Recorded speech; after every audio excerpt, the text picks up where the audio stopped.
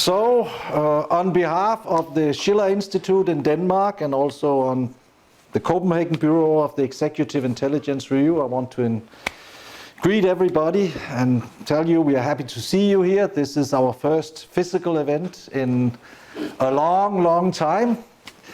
And we decided, because of the urgency of the matter at hand, the situation in Afghanistan, that we would very quickly pull together this seminar because we had the opportunity to get some very prominent guests to speak for us. Because as we see it, first of all, we have an extremely urgent situation in Afghanistan. We have a humanitarian catastrophe beyond belief that is developing right now if the world is not working together to deal with it. But at the same time, it is also a very pregnant moment in human history, because the pullout of the US troops from Afghanistan and the total collapse of the US or Western-backed and trained forces there within a very short period basically collapsed the whole fairy tale, or the whole what they call the narrative of what has been going on in Afghanistan over the last 20 years of rebuilding democracy and all of these imaginative ideas, but also is an expression of the same process going on in general in huge, large parts of Southwest Asia. And when all of this came to be, the president of the Schiller Institute, Helga Seppler-Rouge, basically came out and says, this is not, people come out and say this is like the Saigon moment, this is like the US pulling out of Vietnam, but that's not the right parallel. This is like the collapse of the Berlin Wall. This is the end of an era. And with the end of an era, the question immediately comes, well, what then will be the new era to come? What will be in it? And what we have been doing in the Schiller Institute and the LaRouche forces for many, many decades, for half a century, is to answer the question, once one system, one paradigm collapses, to already in advance define what should then follow next. And our answer has been to say, well, instead of thinking what should be the next phase of chaos and war to follow in Afghanistan or in Southwest Asia or in the world in general, the question should be, how do we right now build peace through development? How do we, out of these very, very tragic circumstances, use the opportunity to replace the old paradigm with geopolitical considerations, with the question of how can we annoy the others? A little bit like the moment you had with the Peace of Westphalia in 1648, when Europe had been at war for 100 years, with all kind of religious war and political wars and this and that, just one war following the other. When the governments of Europe realized that if we continue this, there will be nobody left to report about it. So therefore, we have to sit together and find out a way to live together where we respect each other's countries or religions and whatever you have. And instead of thinking about how can we sabotage what the others are doing, then we want to have the principle of how can we help our neighbors. And this choice has not been made. I mean, in Denmark right now, Denmark being since 1999, having gone from participating in peacekeeping operations, Denmark made a switch and instead went into a militaristic foreign policy, basically joining every single war around, despite being only 5.8 million people. Now in Denmark, there's a reflection saying this was an utter failure. What now? And we want to make sure that this what now comes on a totally new level in terms of what should be part of this. So, of course, we should not continue with what did not work. We now know that you cannot solve problems through military means. But we also now have to, in the different nations, Denmark most emphatically included, have to have this idea, well, if we are to solve these things, this is going to be through collaboration. And it's going to be through collaboration with all the neighbors, all the participants, of course the United States, but also of course China, of course Russia, and so on. So that being said, I will present our speakers that we are very proud to have here today. We have first Hussein Askary, who is the Schiller Institute Southwest Asia Coordinator. He is the author of The Dawn of Geoeconomics, Extending the Belt and Road to Afghanistan, and has been co-authoring a lot of these very, very beautiful reports we've been making about how to develop the new Silk Road.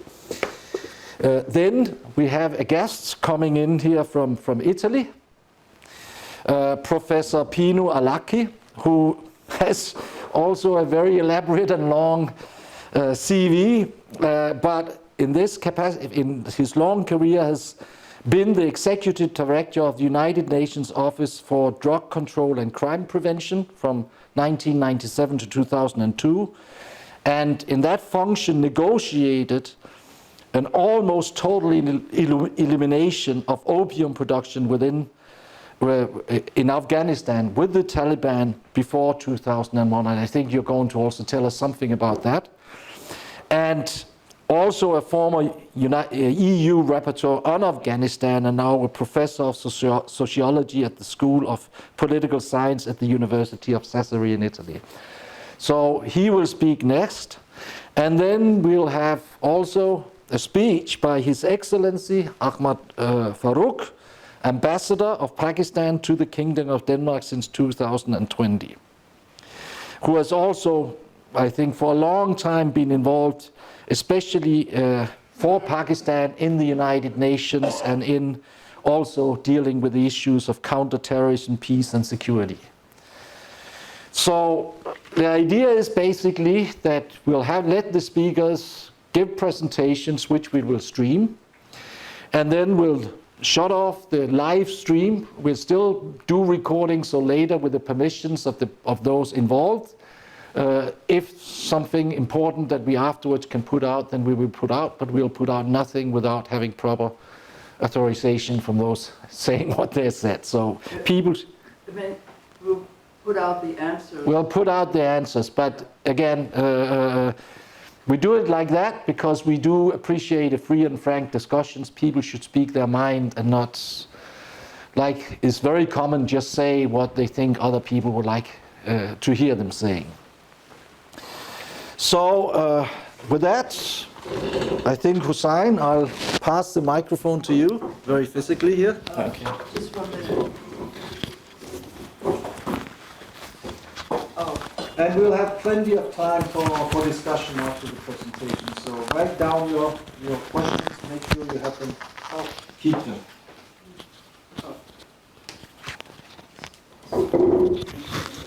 Okay, some technical issues here. Can I just use this for 1 minute? Okay, have the whole thing?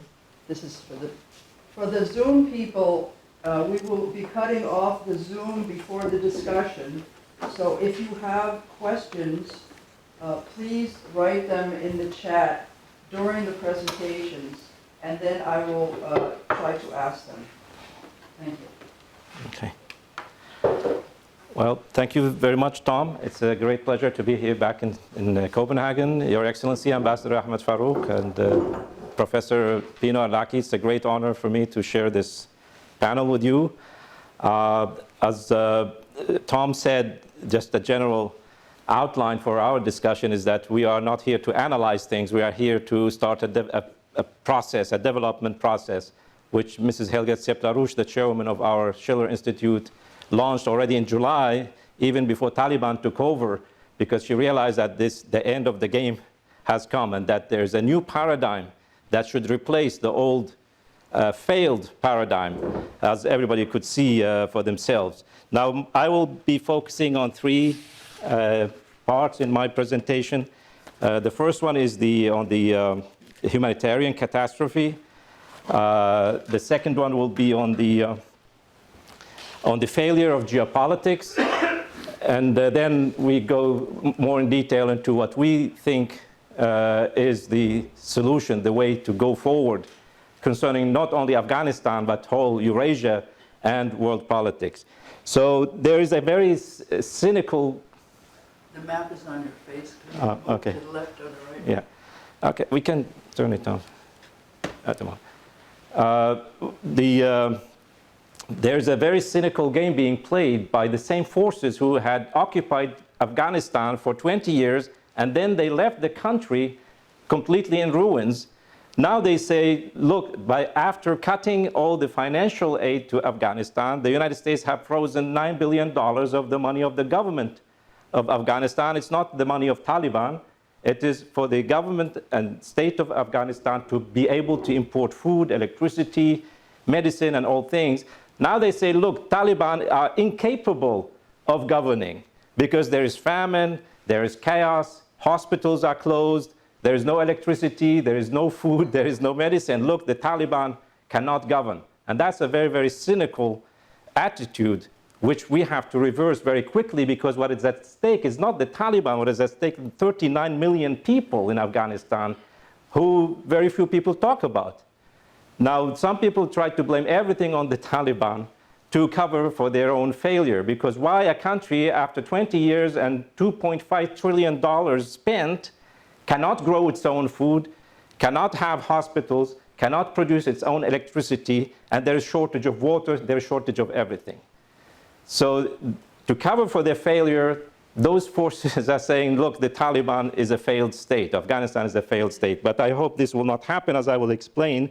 Now, as recently international aid organizations, but especially the Food and Agriculture Organization and the World Food Program, have said that there are 14 million people in Afghanistan immediately threatened by famine.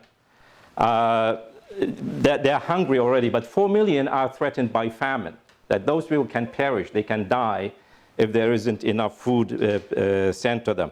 We have tens and maybe hundreds of small clinics were closed because international organizations were pulled out, abandoned their work there. These centers are closed, although they are very small, but they presented some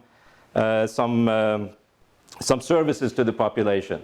We have now even the Food and Agriculture Organization saying that probably we have missed the farmers in Afghanistan at the end of September. Probably they missed to sow the seeds for the winter wheat harvest, the winter wheat production. So this is an additional, because the farmers need the seeds to come from outside the country to plant the seeds. Now, many hospitals will not be able to provide services because guess what? Afghanistan imports 80% of all electricity from neighboring countries. Now, with the freezing of the assets of the government, they cannot pay the bills of electricity to Uzbekistan, Kyrgyzstan, Iran, and they cannot pay for the food which was coming from Pakistan, which was the biggest exporter of food to Afghanistan. So the whole country is in a total disaster, and this has to be prevented immediately. So we should remove the cynicism, the cynical view that let there be chaos, so we can prove to everyone that Taliban have failed, Taliban's neighbors have failed. But I don't think this is going to happen this way. But I think for the United States, for the NATO countries, and for the EU, there is a way back from that failure by contributing to remedying this disaster, allowing the aid to go back, unfreeze the money which the Afghanistan government can use, and collaborate with Afghanistan's neighbors, with China, with Russia, with Pakistan, Iran, all these neighbors, to rebuild Afghanistan's economy, as I will explain. So now that's an immediate priority for both us, the Schiller Institute, but it should be a priority for everyone to mobilize to stop that. Now, the other aspect of this is the failure of geopolitics. I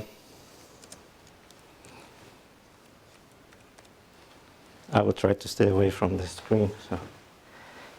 Anyway, what Tom said, Mrs. Helge Sepp-LaRouche said, this is not Saigon 1975, this is the Berlin Wall 1989, because we had an era which has ended. And hopefully, the era of geopolitics, which extended for 200 years, probably is ending in the same place where it was born. The Great Game was born in Afghanistan when the British Empire, and this is a very valuable book, it's called The Great Game. This is one of the first books I was given in the Schiller Institute in the 1996 when I joined. And it details how the British Empire played Afghanistan as a buffer against Russia. And all Afghanistan's border were created by British officers, intelligence officers, who made agreements with tribal chiefs in different parts of, especially in this area around the Panjshir River. All these were creations of the British to make, because they could not control Afghanistan. The British lost 3 wars in Afghanistan in 1839-42, in the 1870s, and in 1919. They invaded Afghanistan, but they could not keep it.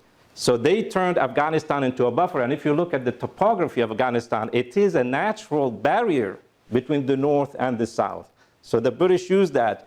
And the very person, the British intelligence officer who coined the term the Great Game, Arthur Connolly, he was beheaded in Bukhara in Uzbekistan because he was disguised as a Muslim merchant, and he was caught spying there. And he ended up being beheaded by the governor, the emir of Bukhara. But my point is that in the same place where geopolitics, the destructive geopolitics, or the Great Game started, can end now. And that failure we saw not only in the whole Soviet era, the mobilization of the so-called Mujahideen against the Soviet army in the 80s, which had also catastrophic results, but then we had a civil war as a result of that in the whole 90s, the Taliban come in, and then now we have had, since 2001, a catastrophic new page in that history of geopolitics, which we believe it can end now.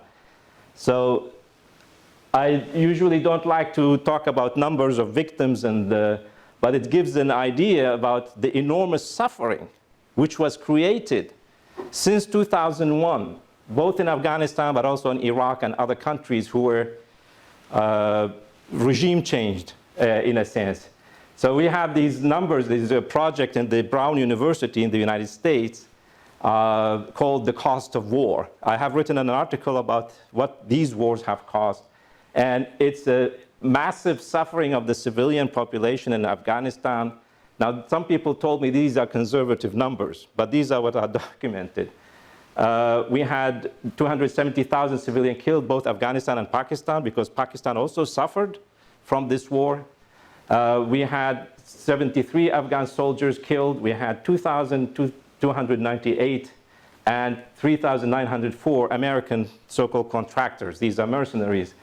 Also killed. But then look at the massive, there are 30,000 American soldiers or veterans committed suicide after going home. Now you can also imagine the enormous suffering of their families, of the community where they live. There are 2.5, according to the United Nations High Commission for Refugees, it says that there are 2.5 million refugees from Afghanistan in neighboring countries, mostly in Pakistan and in Iran. I think this is also a conservative number. There is also 3.5 million people internally displaced because of the civil war, all the other conflicts. They had to move, especially people moved to the big cities, creating even more misery. And then we had the financial cost of the war in Afghanistan, $2.2 trillion. And this is an enormous amount of money. And there was nothing built in Afghanistan all these 20 years. All this money was used on fighting, on weapons, on soldiers, and also on corruption, fostering corruption in the community. But totally, since 2001, all the wars the United States was involved in cost $10 trillion. And this is an incredible, I tried to quantify it in my head, what you can do with $10 trillion, you can build 17 times China's high-speed railway network, 30,000 kilometers. You can build 17 such networks with the $10 trillion.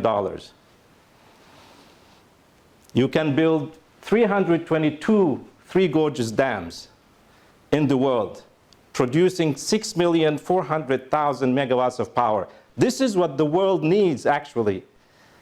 6,400,000 megawatts of electricity. This is what you need to cover every person on the planet, that they will have electricity in their home. This is what these wars have cost. But none of this was used. So I wrote an article about the cost of war and the cost of construction. I compared all the disasters the United States have been involved in and NATO to the China's Belt and Road Initiative. With only less than $1 trillion, China built thousands of kilometers of railways, power plants, ports, airports, agricultural projects, industrial zones, and so on and so forth, with less than 10% of what was spent on these wars. So in this sense, we have come to this is the third section of my presentation, which is, as Biden said, this is the end of an era. So what is coming after that era? And Mrs. Helga Septaruch said, it's the era of peace through economic development. And the best model we have is the Belt and Road Initiative, because that thing works. It has proven it works. China's own massive economic and industrial development is a proof of the method of how to finance and build infrastructure, pull people out of poverty. China pulled 800 million people out of poverty in the last 30 years. So in any case, but this idea of connecting the whole world, not creating two camps, one is China, Russia, and one is the West. This has been the concept of our Schiller Institute since the 1990s. So we are not analyzing things, we are campaigning. We are lobbying to change the world policy, and therefore all these years as we have produced all this material, we have been in dialogue with governments, we have been in dialogue with think tanks, with engineers, with companies, and so on and so forth, to make sure that people both understand the importance of connecting nations, regions, and continents for their own economic prosperity, but also as a means to establish peace among nations.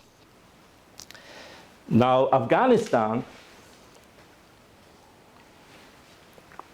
now the green lines are the Belt and Road Initiative lines, the different corridors proposed by China. But the rest, including the Belt and Road, is our ideas, how to connect the continents and include every country in that development. Now, in the past 20 years, now people ask me, how can you know that the Taliban have changed? I said, I have no idea if Taliban have changed. I'm not a Taliban expert. What I know is that the world around Afghanistan has changed. That's what I know, and that's what I've been working with. Because if you look at the region around Afghanistan, especially the China-Pakistan economic corridor, is creating an economic revolution in the country, although people are in a hurry to harvest the benefits and say, oh, okay, where is it? That's a massive development program between China and Pakistan, just south to the border of Afghanistan. To the north of the border, you had the new Silk Road, the Iron Silk Road, but also there has been a very big shift in the Central Asian countries to work with Russia and China, but mostly with China, and become the bridge between East and West, because many nations in Central Asia and the Caucasus were told, if you don't work with Russia, if you don't work with China, if you don't work with Iran, we will help you get your oil and gas somehow, somewhere to the West. It didn't happen. There's a physical, geographical reality. You cannot jump over that reality. And therefore now, Central Asia is oriented towards Asia. Even Iran is oriented towards China with this strategic agreement they signed last year, but the new president of Iran has also indicated very clearly that going east is the product. But all these years, all these things happening, Afghanistan is not touched by it. There's no development inside Afghanistan under NATO-US control. So the country was almost sealed away from its environment, natural environment. And what happened is like exactly also what happened in Iraq. You had the failure of Western politicians, not only in grasping strategic issues, but understanding economy. So they told the Afghans, okay, you need electricity, here is some money, you can buy electricity from Uzbekistan and Kyrgyzstan and Iran. You need food, here is some money, you can buy food from Pakistan. You need medicine, here is some money, you can buy medicine from China. So they think they can solve everything with money. So now what happens when the money is not there? Why not get the Afghanis to build power plants in their country so they can produce their own electricity? There is a lot of hydropower potential, there is coal, and so on and so forth. Why not build some power plants in Afghanistan using a little tiny bit of the war budget? Why not allow the Afghanis to grow food instead of opium? I'm not going to discuss the opium question because Professor Arlacchi is going to discuss it. So all these years, Afghanistan was, while things are happening around it, Afghanistan was left behind in this process. So another thing which has happened, which very few people in the West have grasped, is that this orientation to the East, but it's not really just an orientation to the East. Now, last month there was the Shanghai Cooperation Organization Summit. Now, the Shanghai Cooperation Organization were preparing for the US and NATO withdrawal long time. They were prepared to step in case the United States and NATO completely abandon Afghanistan. But the Shanghai Cooperation Organization, which was initially a security cooperation organization, have now become a security but also economic cooperation organization.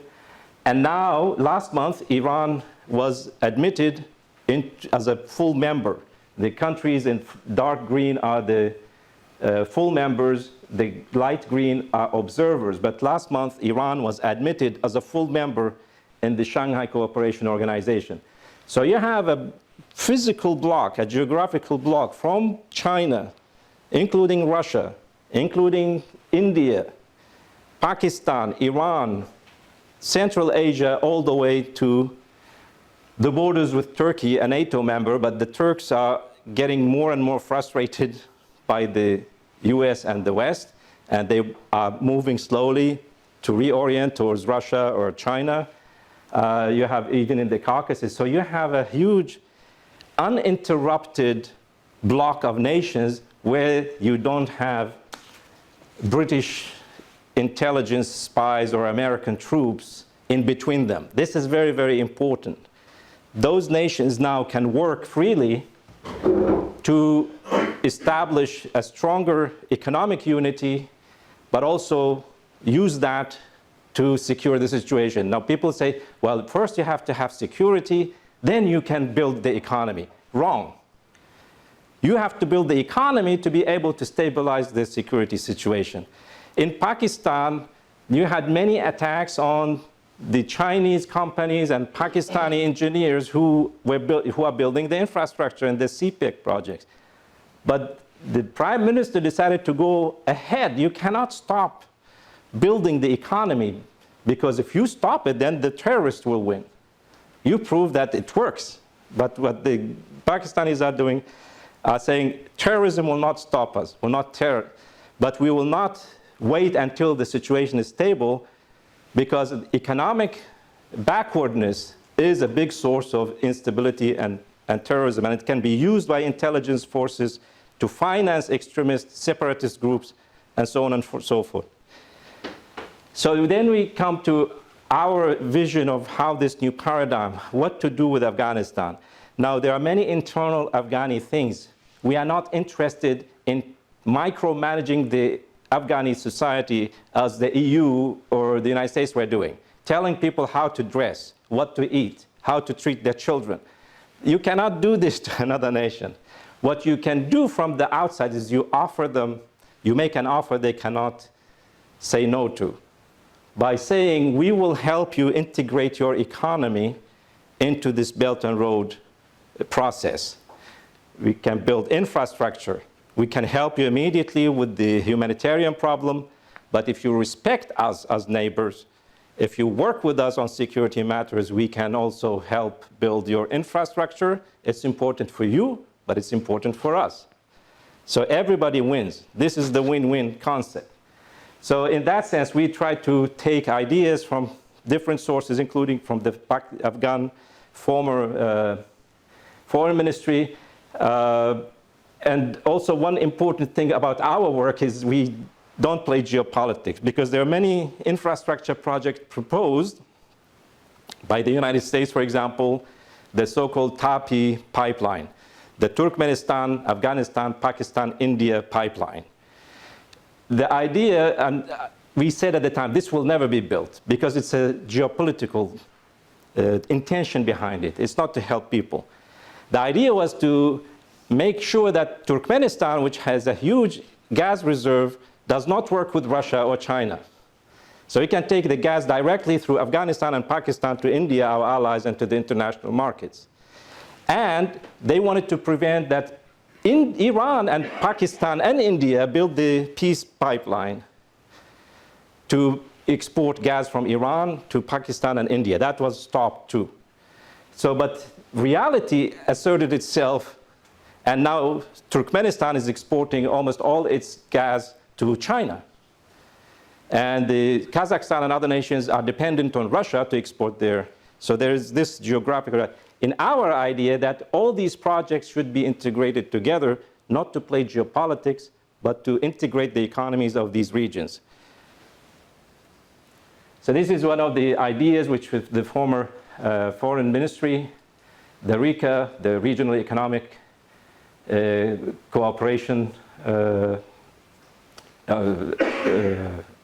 I don't remember the abbreviation. Anyway, Afghanistan joined the Belt and Road in 2016. So Abdullah went to China, signed the agreement, but then nothing was done. Afghanistan also became a member of the Asian Infrastructure Investment Bank to get loans for infrastructure, but that didn't lead anywhere for obvious reasons. Opposition from the West, but also the corruption inside the country. But they had very brilliant ideas for connecting the major cities of Afghanistan, but also connecting Afghanistan to its neighbors. But what you see missing in their maps is the connection to Pakistan and China. They didn't want to have that included because the Afghan government had problems with Pakistan. So now we want to remove these kinds of differences. And there's no reason why not the Turkmenistan, Afghanistan, Pakistan, India pipeline should be built. It will benefit everybody. It will ease the tension between these nations and make sure that India is working with China, with Pakistan, with its environment, rather than playing a bad geopolitical role in these. So the ideas are there, the plans are there, many agreements were signed, but they were never implemented. So that should become a priority for discussion now, not later, how the Shanghai Cooperation Organization inviting Europe and the United States to say, look, we want you here, but we want to talk about this. We don't want to talk about war against terrorism. We don't want to talk about fundamentalism or changing the culture or changing the regime. We want you to see, can you contribute to this? Can you help finance and build projects? So there should be a dialogue, a global dialogue for all these, I mean, there are also old Russian plans. We have it in our first report. A Russian academy had designed plans for connecting Afghanistan to Central Asia and Northern Siberia. We have enormous potential in Afghanistan, most importantly, the human potential, the human resources. You have 39 million people, but more than 60% are below the age of 30. People who are above 62 years in Afghanistan are only 2% of the population. Also because the longevity have gone down because of all these wars. But you have a huge young population. If they are provided with education, with the resources, the infrastructure, then they can become the most important wealth of the country. Everybody have heard about all the great minerals that are in Afghanistan, worth $1 trillion. You have the copper mines, you have iron mines, but also lithium and rare earth metals all over Afghanistan, which is true. But it is not to focus on the money, because everybody's talking $1 trillion, $1 trillion.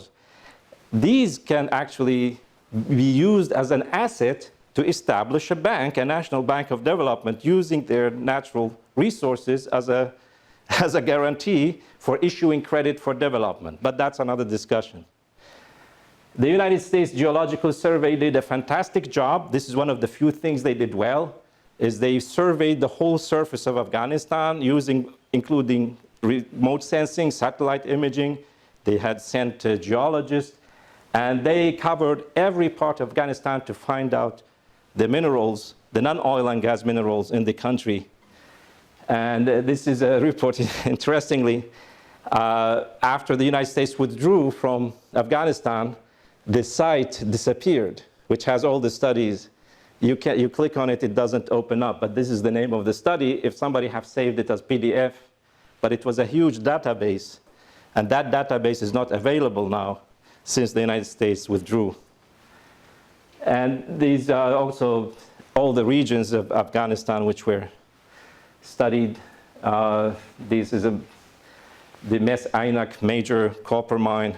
I will come back to it because there are certain things which we have learned from Lyndon LaRouche about physical economics which have nothing to do with money. It has nothing to do with these things. There is a physical reality people have to pay attention to. For example, one of the reasons the Chinese company which took the contract for the copper mine did not fulfill the contract is because if you want to extract any mineral, especially lithium, but also copper and iron, you need huge amounts of fresh water. You cannot take the iron from the ground and sell it in the market. It's mixed with other things. You have to crush it, you have to wash it, and separate the iron or copper or lithium from that takes huge amounts of water. And Afghanistan is a dry country. It takes a lot of electricity and power. You need transport. So Afghanistan does have rivers.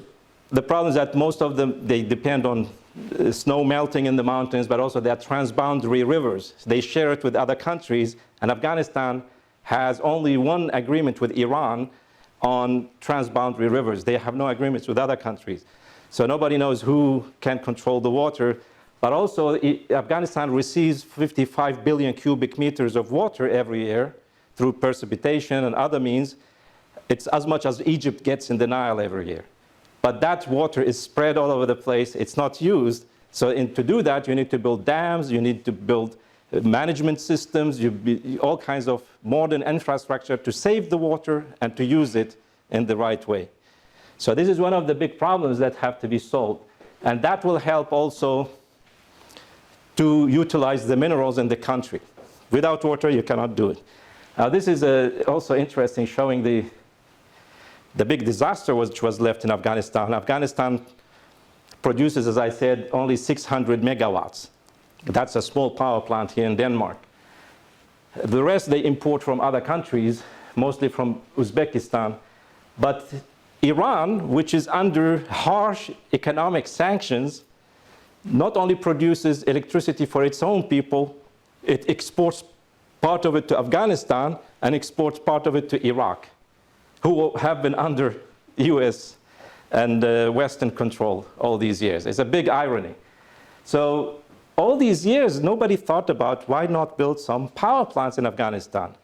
In Pakistan, in the last 5-6 years, China-Pakistan Economic Corridor projects produce and planned 17,000 megawatts of power. Hydropower, coal power, and including 2 nuclear reactors being built in Karachi. And everybody's attacking China, but nobody's saying anything about this disaster we have in Afghanistan. So anyway, the geopolitics of pipelines, I make jokes about it because they never happen. But if we have a new paradigm of relations, I just wanted to show this, which is the irony to understand that geopolitics don't work, geoeconomics work. The reality today is that Central Asia's major gas and oil market is China. It's not Denmark, it's not Brussels, it's not Washington. There is a physical, geographical reality which governs the new situation here. And all nations around Afghanistan, I think they have realized this, but the important thing now is to avoid that Afghanistan descends into chaos, because what you will have if the current government collapses, if you have famine, you will have, of course, refugees everywhere, but then you'll have terrorist groups taking over the country. It will spill over the neighbors, and it might have international implications. I think, therefore, I'm very sure that the neighboring countries, and there are already humanitarian aid going from China, Pakistan, Iran. I was in Iran recently. There are regular flights from Tehran to Kabul. So there is a certain normalization process going on. And all the countries now realize around Afghanistan, and I think they have plans to help normalize the situation in Afghanistan, no matter who is in government. But also, our job is to make sure that Europe and the United States, instead of cynically sitting here, hoping to see the Taliban collapse and the country go into chaos to prove the fact that the Taliban are not better than us, they should join. There's a room for atonement. There's a room for changing your way of doing things and join the new paradigm by opening a dialogue with the neighbors of Afghanistan, with the Shanghai Cooperation Organization, and see what kind of projects the United States and Europe can contribute to. The United States, under President Franklin Roosevelt in World War II, already had many plans for development of Afghanistan, development of African nations, even China. There was a different mindset governing the policies in the United States, and people can go back to that, and Europe can go back to its humanist tradition and contribute to something to not pay for all the sins, but to create a new situation whereby these old mistakes are not repeated. So this is what I have to say so far, and looking forward to the discussion.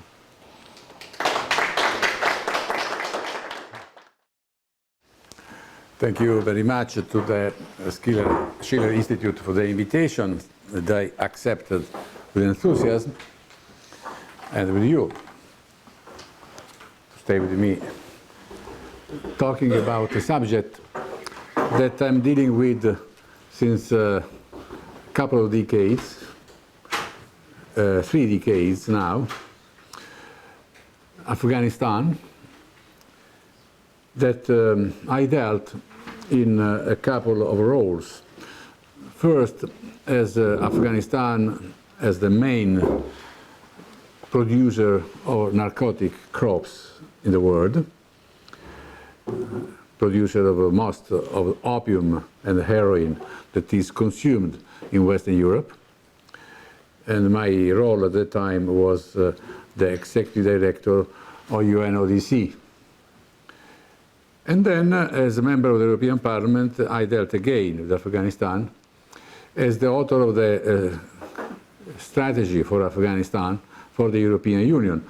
It is a report that has been approved largely by the European Parliament in 2010, and then ignored by the European Commission in the subsequent years.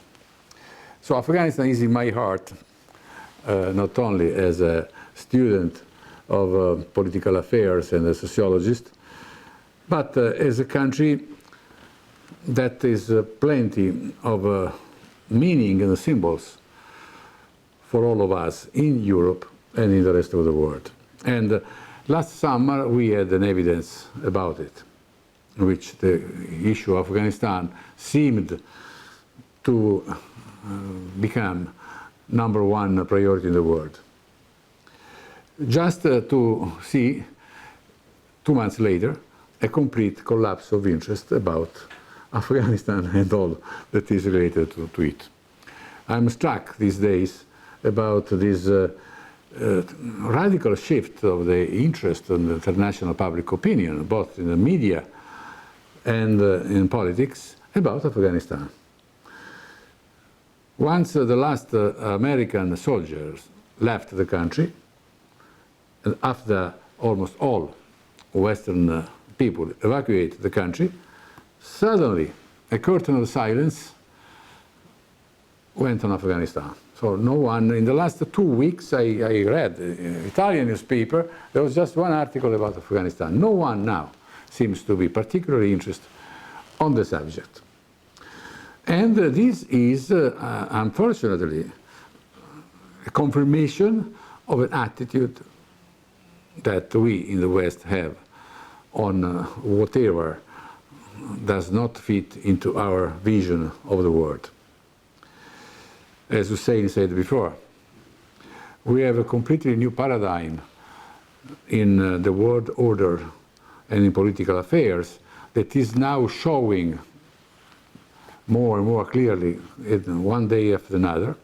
But this paradigm did not start with Afghanistan crisis.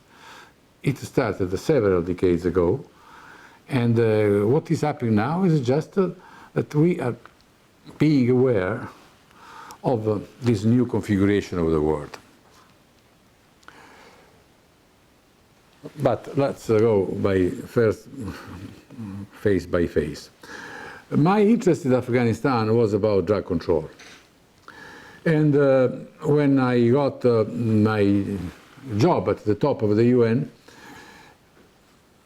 I thought that was the opportunity to put into practice what, as a student, I had elaborated several years before. The fact that the problem of heavy drugs, both heroin and cocaine, consumed in the West, as there is origin in the country that produce the drugs. Not only by physical, obviously, these are natural drugs that are produced elsewhere, not in Europe, but also from economic and the social point of view. So the best strategy was not to attack the problem here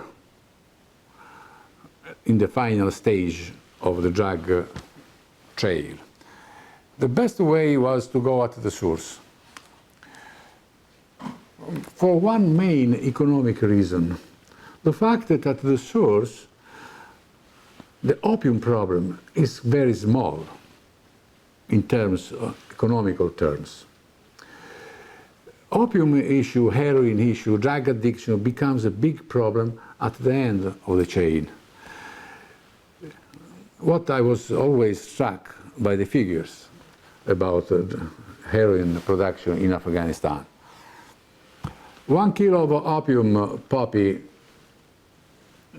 is transformed, 10 kilos of opium poppy are the equivalent of 1 kilo of heroin.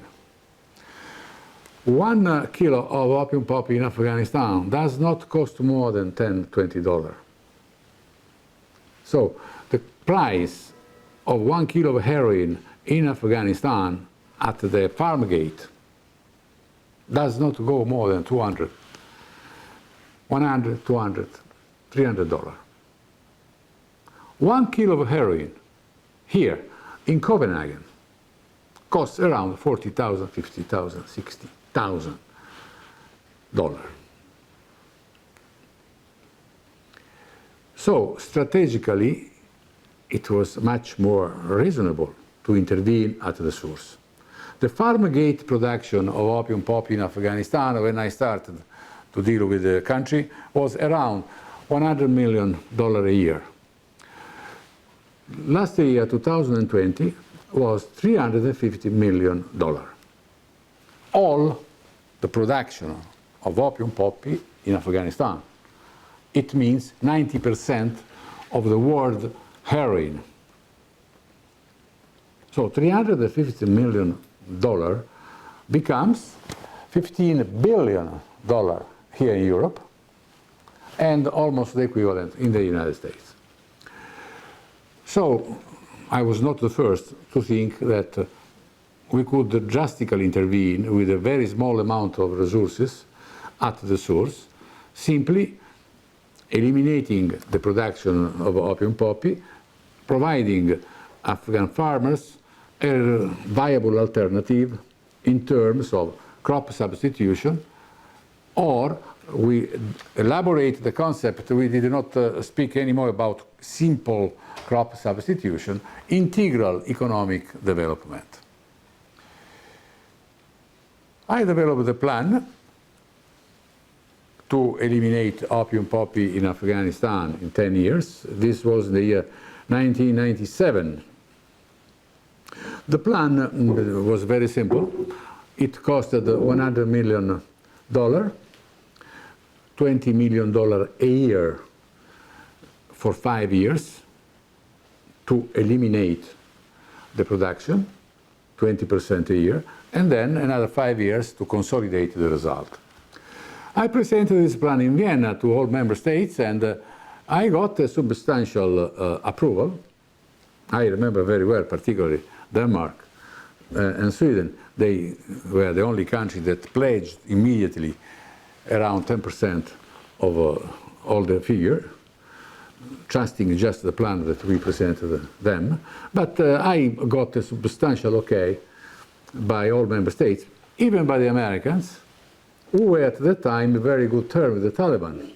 The Taliban in that year basically had the control of 80% of the country. They were the government of Afghanistan. And even particularly the United States told me, green light, go there. This is a country that we are not particularly interested anymore, so you can work there. We will support you, the program, and everything, even if they never believed into crop substitution. The only country that believed in crop substitutions were Northern European countries, Scandinavian countries, Italy, and Germany. They were supportive of the idea. Many other countries never supported that, either because they didn't have any idea about it, or because the Americans always supported the idea of destroying the cultivation by burning the crops. And they were always very skeptical about any alternative project. So I, at that time, the Clinton administration convinced the Americans that they should at least look the results of this program and then see. So they did not oppose it. We are talking about the unipolar moment of the world. At that time, the United States were really the only superpower on the stage. So you could never do nothing in the UN without their okay. I went to Afghanistan, where the UN had quite a huge intervention. Not only humanitarian programs, but also my program, which was a middle-sized program in the family of the UN programs, had a sizable amount of people. Particularly, we had a couple of hundred people doing the survey on opium poppy in Afghanistan. We did every year a terrestrial analysis, province by province, area by area, of all opium production. The other source were the USA government, particularly CIA, who at that time was the only owner of the satellites, who did the aerial survey of opium poppy production. Then at a certain point we clashed drastically on the results, because our people on the ground were mostly agronomists. I recruited basically all the agronomists with the agronomical degree in Afghanistan. All the local people with the other people that were around for a couple of months in Afghanistan at the time of the crop to determine with very substantial detail the production. And then you were this satellite by CIA who were very frequently wrong because they could not detect many areas in which opium poppy was cultivated into hills or into not plain areas. In this case, satellites can make huge mistakes. Or when opium poppy was cultivated with close to other crops and so on. That was a big mistake. And also there was a sample survey. They did not survey all Afghanistan. They surveyed some areas and then deducted the result with a very ample margin of interpretation. That was subject to a lot of discussion with us. Since at the end of the story they were the dominant power. Before me, I mean, there was a delegation of the CIA coming into Vienna with our experts. We discussed the result. At the end of the story, there was a kind of agreement on a middle ground on figures about what was the production of opium poppy and also of coca production in Latin America, in Colombia, Peru, and Bolivia. The same story. I stopped this good cooperation. I said them that the party is over. Our survey is the survey that must be taken into account because it comes from independent source, which is the United Nations. The survey is funded by several countries, including the United States. And satellites are not reliable, and sometimes they suddenly changed the result. For Colombia, for instance, suddenly the result by satellite funded by the CIA and the result by the survey, ground survey in Colombia, done by us and funded by the State Department, the same American government funding and so on, diverged completely. To the point that Colombia was put in the blacklist, because of course CIA prevailed. So Colombia was put in a blacklist of countries against our opinion, the opinion of the State Department, and the opinion of all the other countries who funded the subject, that detected a decrease in coca production in Colombia that would not put Colombia in the blacklist. But, parenthesis. Then I went to Afghanistan with this blessing on my head. And I met the Taliban leaders of the time. The Taliban at the time had a prime minister that came to the meeting, and he told me at the beginning of the meeting, you want to eliminate opium poppy production in Afghanistan in 10 years. With was 250 the correct figure. Why you want to wait 10 years? You give me us 250 and we will do it in 1 year.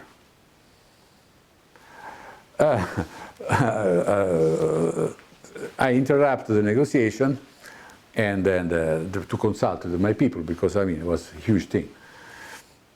And then I said to him, no, it's not feasible. First, I don't have 250 million and I have to ask donors to do it. Donors will never give me $1 because of your reputation on the issue of women and on the issue of narcotics. You have no whatsoever credibility in the international community. So, first you go ahead, show that you are credible, and then I can tell you that I will do whatever is in the power of the United Nations to support you on the issue of find alternatives for the peasants. Because of course you don't want to go with using force or violence against the peasants and so on. They told me yes, they did not like the answer, they would prefer to say that. But first I told them, you have to prohibit opium cultivation, because you never did it. because they were playing with the Quran interpretation about intoxicants. The Quran, according to them, was not clear if intoxicants, which is alcohol and so on, opium was included. So we involved some big religious experts on their side, Sunni experts about Quran, who concluded, we funded also the study of these experts, and the conclusion was that opium was an intoxicant. And they did the prohibition of opium poppy. We wrote physically the law, and then they started to really say that they were going to enforce it. Then we decided that the same meeting with the Prime Minister left and the governor of Kandahar stayed negotiating with me a kind of experiment in the Kandahar area. They would eliminate opium poppy in the Kandahar area, and we would rehabilitate a whole factory who was there inactive, who were giving jobs to more than 2,000 people, women included. It was built by the German Corporation decades ago and was abandoned. Abandoned, but in a very good condition. It means that giving just electricity to this factory, we did an experiment, and the factory was working.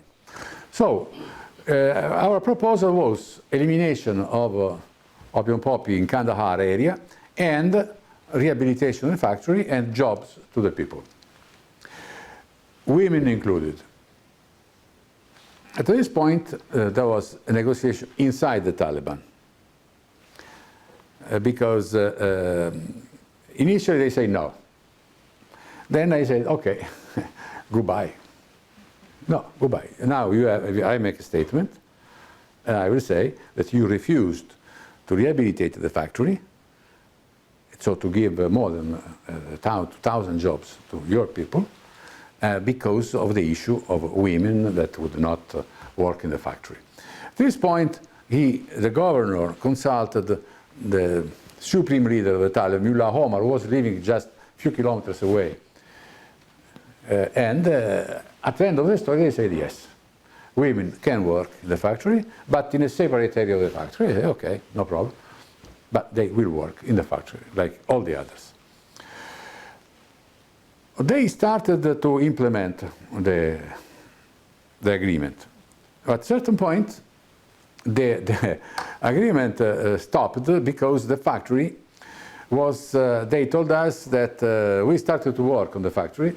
They said, no, you stop the factory because we sold the factory to an investor, a foreign investor, who will take care of the factory instead of you.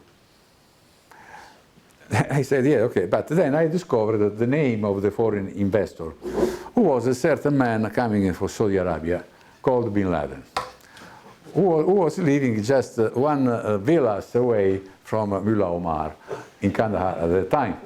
We are talking in November 1997. And when I went back, I told the Americans everything.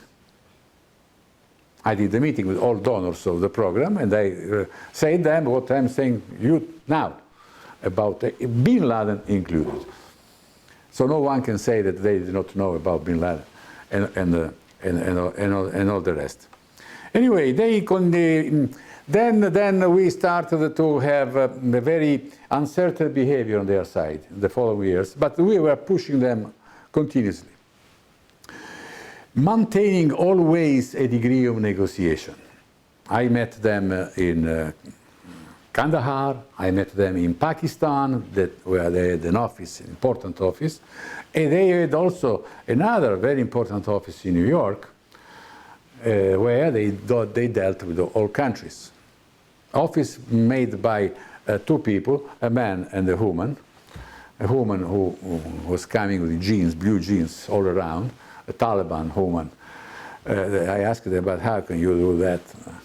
If I make a picture of you now here and I send it to Afghanistan, what will happen to you? She said, nothing. I am here with a a full permission of the government. They know perfectly I am a diplomat, and I'm authorized to talk with you and with anybody else and to dress this way. Well, they started to be uncertain. In some areas, they were cooperating with us, discouraging cultivators. We, the donors, got quite disappointed and withdrew their commitment for the program. That I continued to pursue the program, but donors funded our limited program in parts of Afghanistan, funded other part of our program, but lost enthusiasm for the issue. Until the summer of 2001. In the summer of 2001, there was no opium production in Afghanistan, because they, under pressure from us, also because they wanted to recover the trust that we lost into them because of their uncertainty in the following years. I insisted also for some sanctions by the Security Council against them and so on. But we never, ever lost track with them. We always had a positive negotiating relationship with them. Also many other issues. I don't want to go into too much details. Anyway, what happened? Zero production in Afghanistan. We could not believe to our eyes. There was no production zero. Because they forbidden the cultivation in September, October, and there was not the production of opium poppy in the country. So we demonstrated that it is possible to do not produce opium in Afghanistan. Year 2001, summer, 11th of September, same year, October, invasion of Afghanistan by USA. With the full support of the international community, we gave to the United States a blank check in post-September, post-11th of September events. They invaded the country, and we are hoping that would consolidate the result. On our side, we are dealing with the drug control. So I spoke with all the State Department officials responsible for narcotics. They told me, yes, we will tell all our military that we got this huge result, also thanks to your intervention, to the United and all the rest. Be sure that this result will be confirmed in the following years. Well,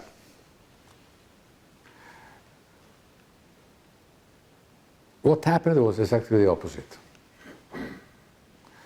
Because the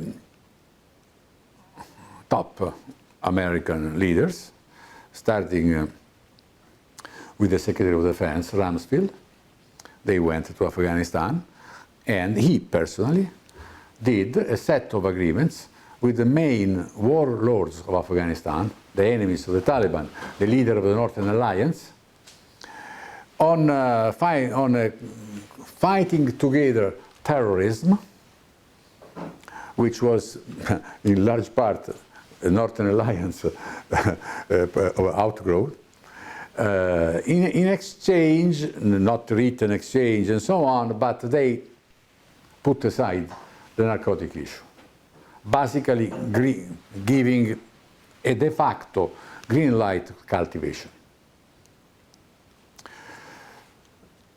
That the next year jumped again to huge levels. Also,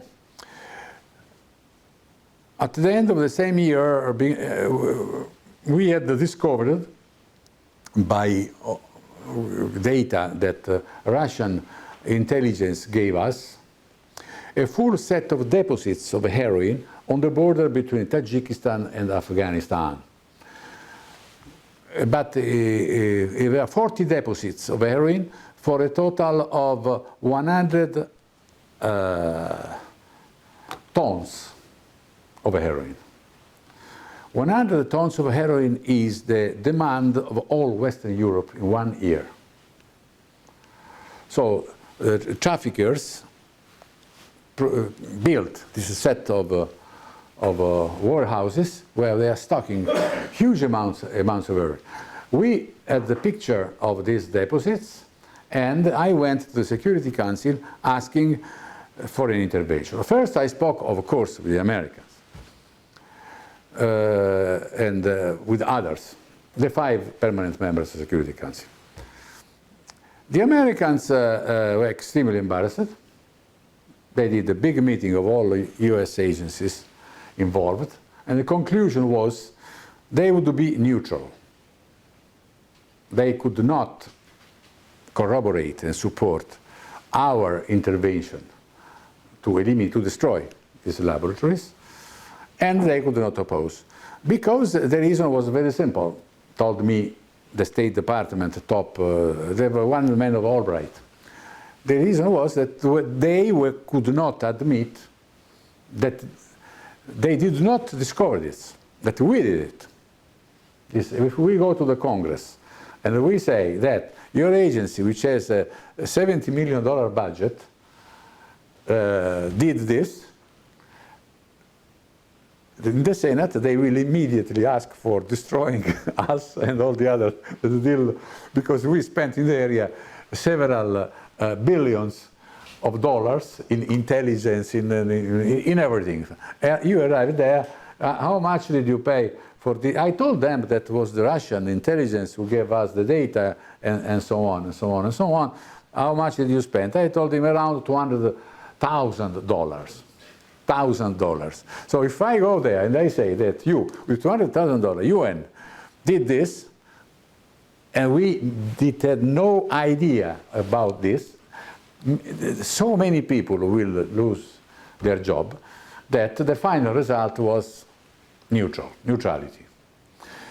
I went to the Security Council with all data, with the maps. We showed them the maps with laboratories and so on and so on. And we had several options of what to do. The simplest thing was a very simple intervention, destroying.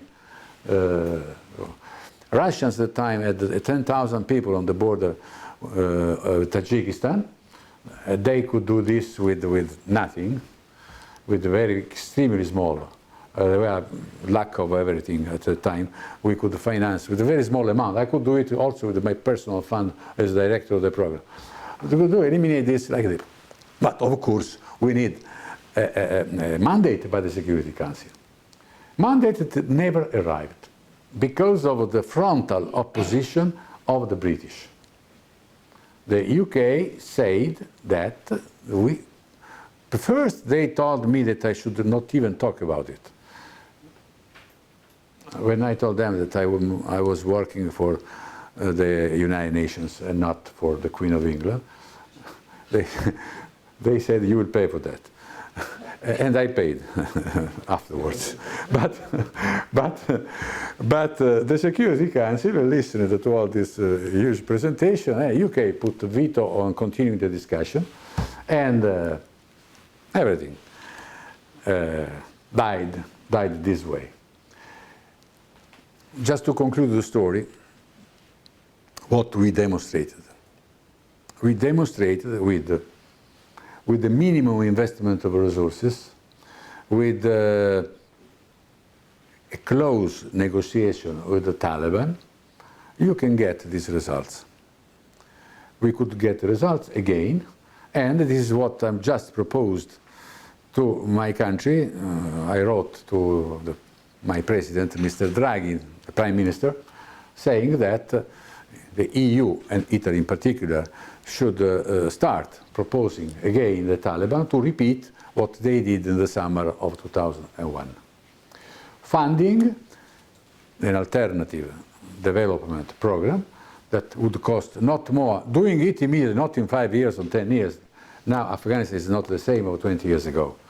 This can be done really in 1 year with a modest investment of less than $100 million a year, for not more than 3-4 years.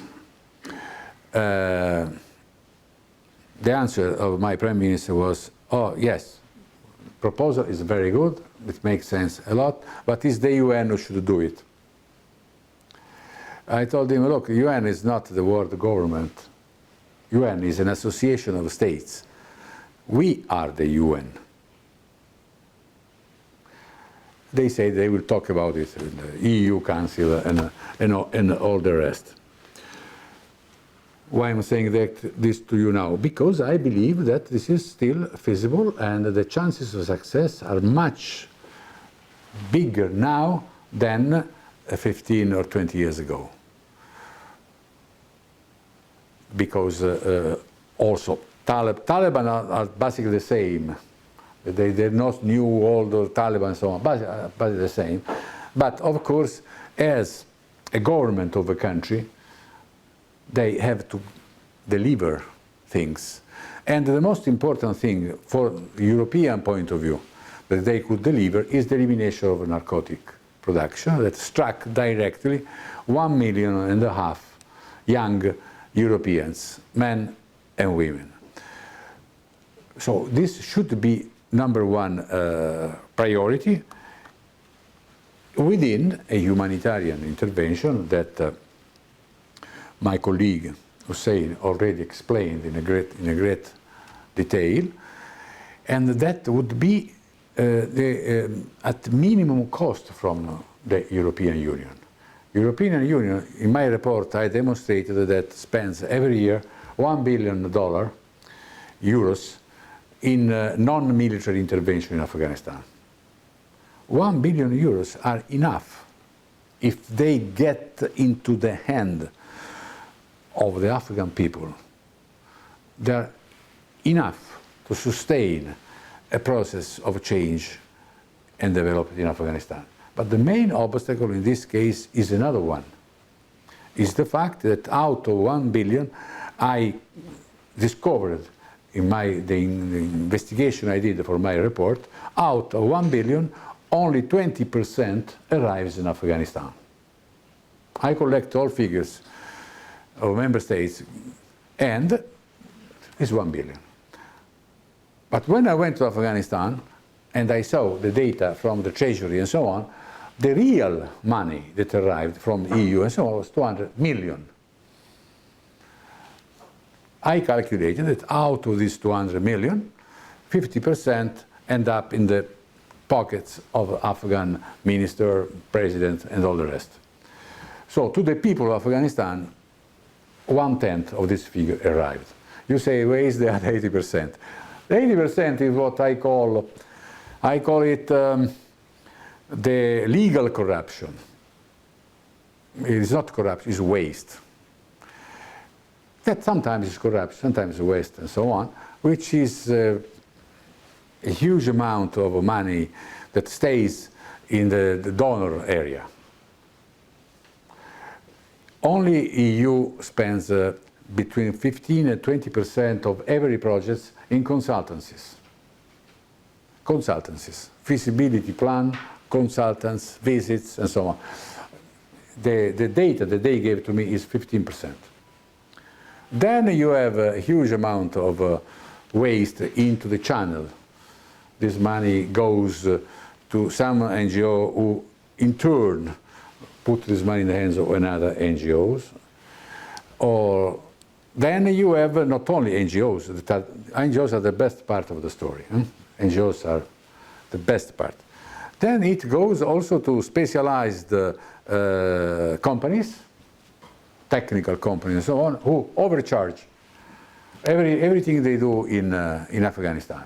So a road that would cost 1 million is written in the books at 10 million.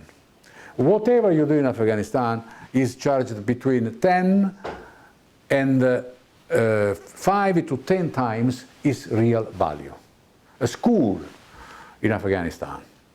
I was in Herat, and I saw the Italian army was there. Herat was a quite safe area in Afghanistan, and so the army had nothing to do than do some social works, projects. A couple of $1 million projects that the government of Italy gave to them. And so I visited all projects. The army was outside the chain of international aid. It was an army, very simple. So I visited this, and I discovered that the school cost $100,000. An hospital cost a couple of $1 million. When I saw the books of the regular international intervention, a school cost 1 million and a hospital cost 20 million. At the time I was there, in all the country, there was just one pediatric hospital in all Afghanistan. A country at that time was less than 30 million. One pediatric hospital.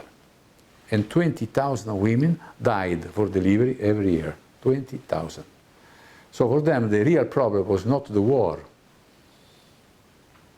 The war had a casualty much inferior to this.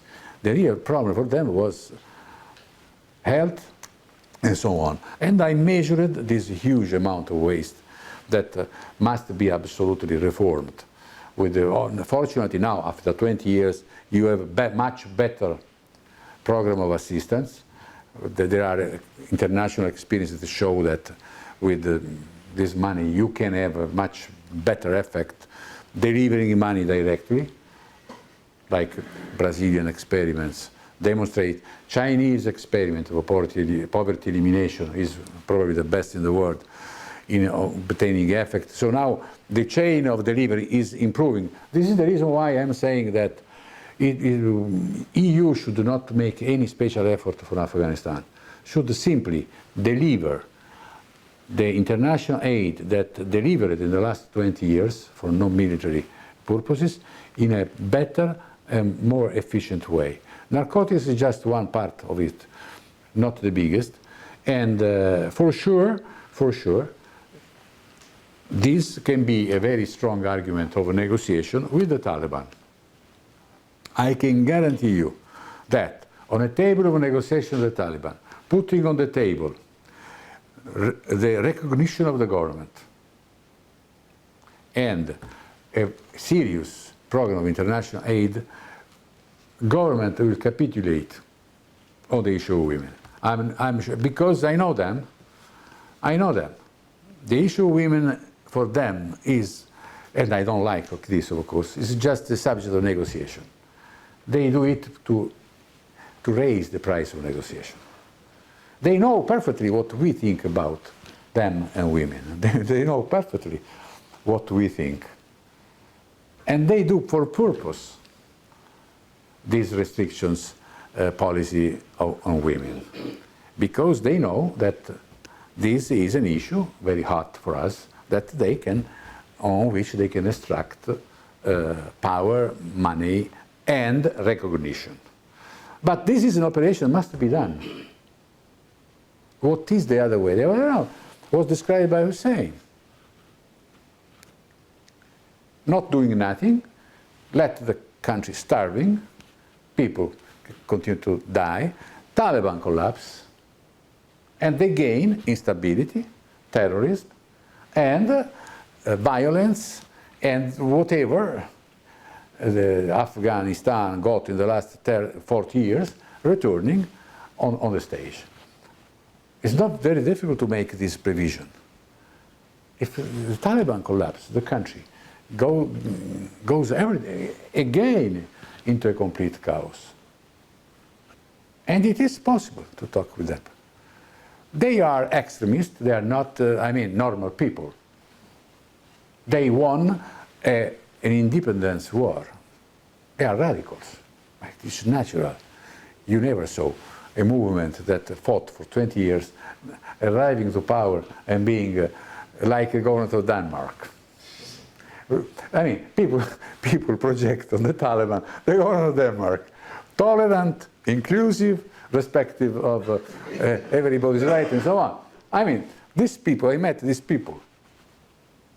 They fought for 20 years with a Kalashnikov, a cup of tea and a piece of bread. Now they have power. And they don't, the issue is if they are not helped, if they are not pressed, they can make mistakes. They are not up to the job.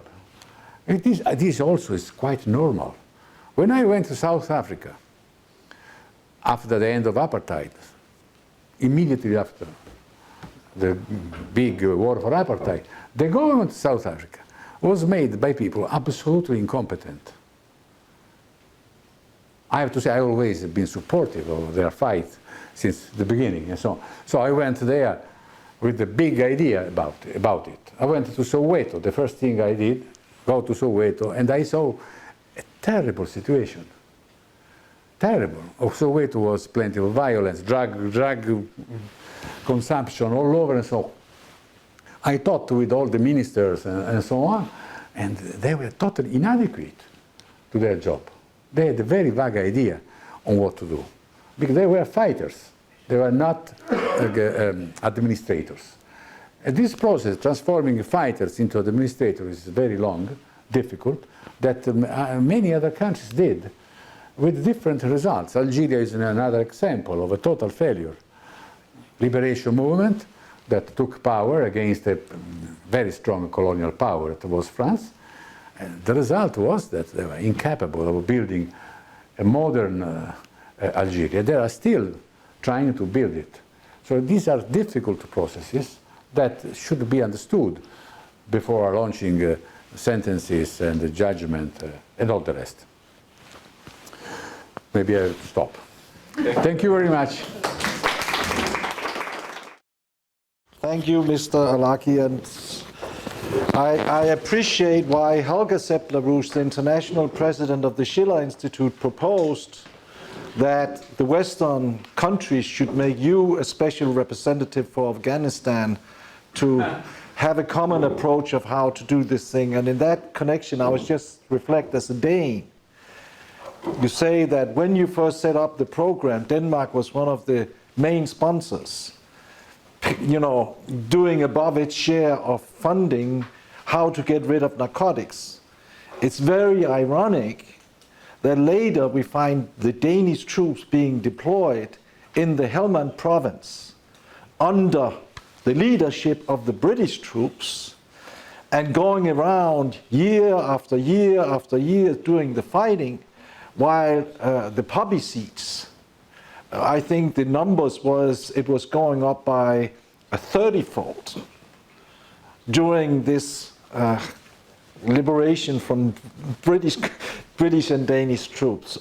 And therefore, when the Danish government right now is sitting, thinking through what went wrong, they could actually go back to what we did then and say, we have a moral obligation to do this right again, and what better way than helping out directly, funding and contributing to such a program of saying, now we want to get rid of the poppies and we want to instead to have real economic development. But that's just me as a Dane reflecting on this. Now I would like very much to give the word to His Excellency Ahmad Farouk, the ambassador of Pakistan to Denmark. Well, thank you very much, Tom, and thank you very much to the Schiller Institute for organizing this event on a very important issue, the future of Afghanistan and which way we would like it to move forward, and for giving me this opportunity of presenting Pakistan's perspective on this subject. So what I have to say would not be the kind of story which Professor Arlacchi just narrated, and it was more enjoyable, especially due to his Italian gestures. But I would like to begin with just to put some context into what now Pakistan feels should happen with regards to Afghanistan, with a bit of history of how we we see this situation has evolved over the last 40 years. Because Afghanistan has been in a state of turmoil for 40 years, and not much is said that the conflict actually started in 1979 and not in 2001. And Pakistan, along with Afghanistan, has been facing its fallout for the last 40 years. The withdrawal of the Soviet troops in 1988 was followed by a civil war that took place between the different factions of the Mujahideen that were fighting the Soviets. And a key reason for that to happen was that once this objective of expelling the Soviets from Afghanistan was achieved, the West decided, and the US, they decided to walk away from Afghanistan. And if they had stayed there and had supported the peace-building process in that country, perhaps the history of that country would have been much different.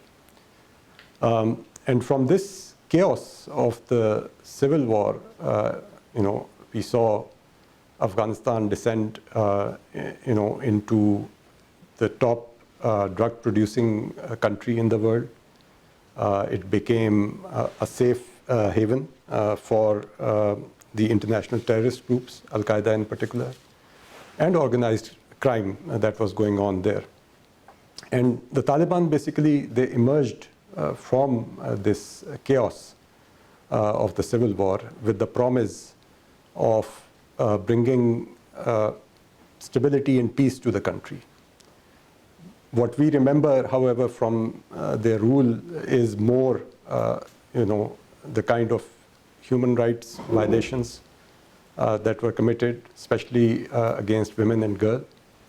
And in the period that followed the September 2001 attacks, Afghanistan did make progress, at least from the outside, one can say.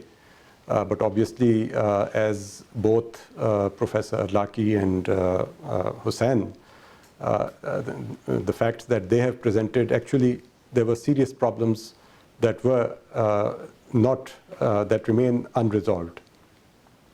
The conflict continued to linger, and the country faced serious challenges in terms of bad governance, corruption of the various Afghan governments.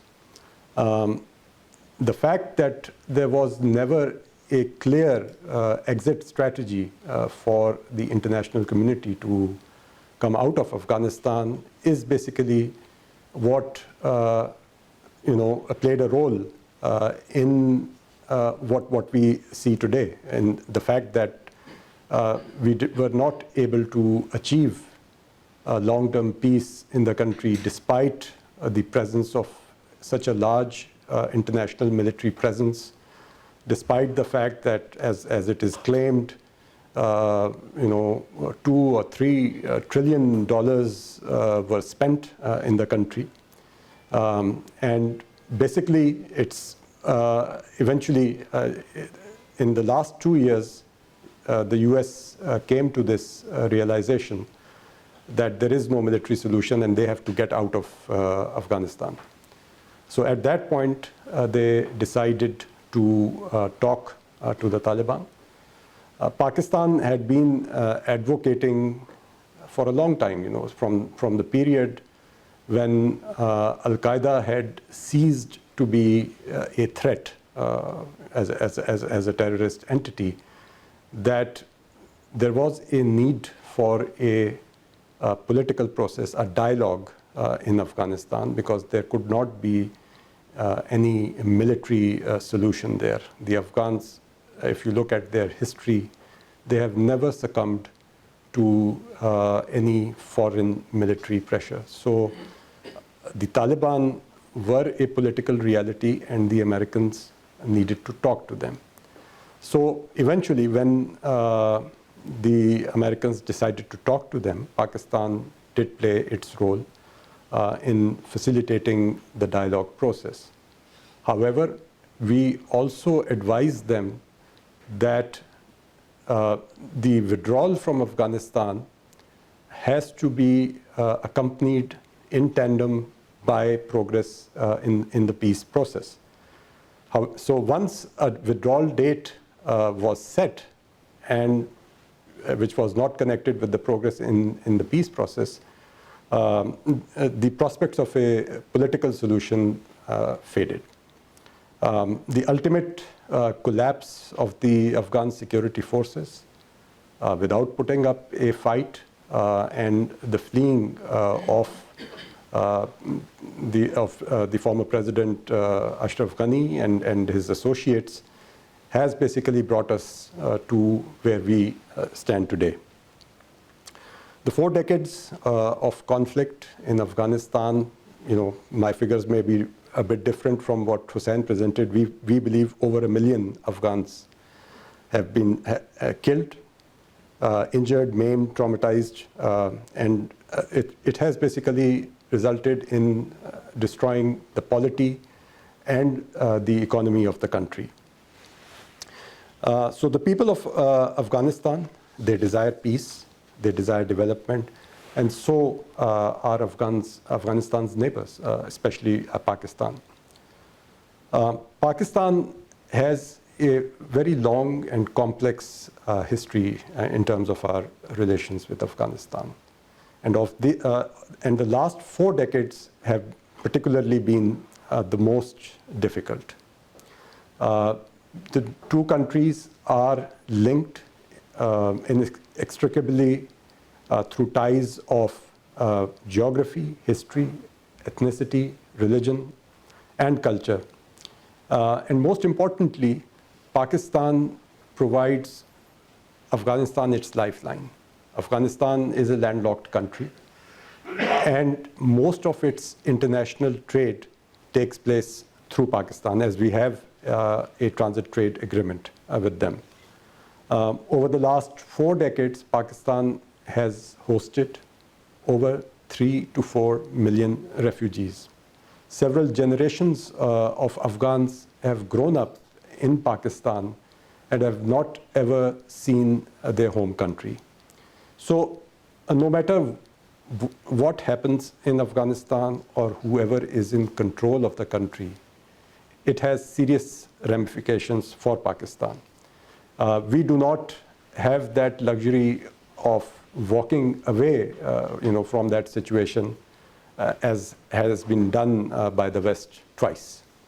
For us, it has also been a compulsion that whoever is in control of Afghanistan, we have to have some kind of a working relationship with them. We cannot simply, because when you look at the situation, if the trade of a country is going through Pakistan, we have a long border with them. There are people who have ties, tribal, who are belong to the same tribe. They are crossing over. So all that requires that we have to have a functional relationship with the government, whether it's de jure or de facto. Now, in the entire duration of this 4 decades of conflict, Pakistan has been the country that has, after Afghanistan, which has been the most affected by this conflict. In the initial period of the war, we had to suffer the weaponization of our society. We were affected by drugs coming in. We were affected by the pressure of the refugees, because when they came in, it was not only the fact that they had to be housed, but they eventually, with such large number of people coming in, they destroyed our ecology, especially in the area where they were living in huge camps in those days. And then, following the September 2001 attacks, the conflict, which was previously restricted to Afghanistan, was brought to within our own borders, as Pakistan became the battleground for the fight between terrorist groups. So over these last 20 years, we have suffered casualties of almost 80,000 and economic losses of over $150 billion. The return to normalcy has been achieved at great cost, both in terms of the lives that we've lost as well as treasure, and that's what our government and our people want to preserve. After now these decades of instability, Pakistan wants to focus on its economic development, and a key aspect of that is regional connectivity. We want to reach out especially to the countries of Central Asia, to meet our energy needs, for promoting trade and attracting international investment. The Prime Minister of Pakistan has recently outlined a policy of geoeconomics for the future of Pakistan rather than focusing on geopolitics of what we had been doing in the past. And a peaceful Afghanistan is the centerpiece of that. Without peace in Afghanistan, it is not possible for us to achieve the economic progress that we desire for our future. Any continued instability in Afghanistan, obviously in the shape of, if God forbid, Afghanistan descends into a civil war, Pakistan will be the country, and perhaps our other neighbor, Iran, which will be most directly impacted by it in terms of terrorism and the spillover of refugees. We continue to host over 3 million Afghan refugees, and as I mentioned before, and we provide sustenance to them through our own resources, because the international assistance for the upkeep of refugees dried up somewhere in the early 90s. The Afghan refugees can access our health services, our educational institutions, our banking system, and they can earn a livelihood. The fact that in this last 20 years, when supposedly there was so much of money that was being poured into Afghanistan, and there was no civil war, none of these refugees decided to go back to Afghanistan. So if there had been any attraction for them, they would have left and gone back to their home country, because despite the fact that they are able to earn a livelihood in Pakistan, they still don't, even for the children that have been born in Pakistan, they don't enjoy Pakistani citizenship. They remain Afghan citizens. So they would have gone back to Afghanistan if the situation there had presented them a better option. So now, as we move forward, Afghanistan stands at a critical juncture, and the Afghan people, with the support of the international community, can definitely build a better future for them. Learning from mistakes of the past, we've seen now what happened in 1988, and again the fact that the West has decided to leave Afghanistan. It should not mean that they abandon Afghanistan, and because that will obviously prolong the conflict and cause suffering for its people, which will not be to the benefit of anyone. The recent humanitarian statistics, statistics about the humanitarian situation which are coming out from different UN agencies are quite alarming. So, as per UNICEF, 18 million Afghans are in urgent need of assistance, and over 1 million Afghan children can suffer serious malnutrition and starvation in the coming months.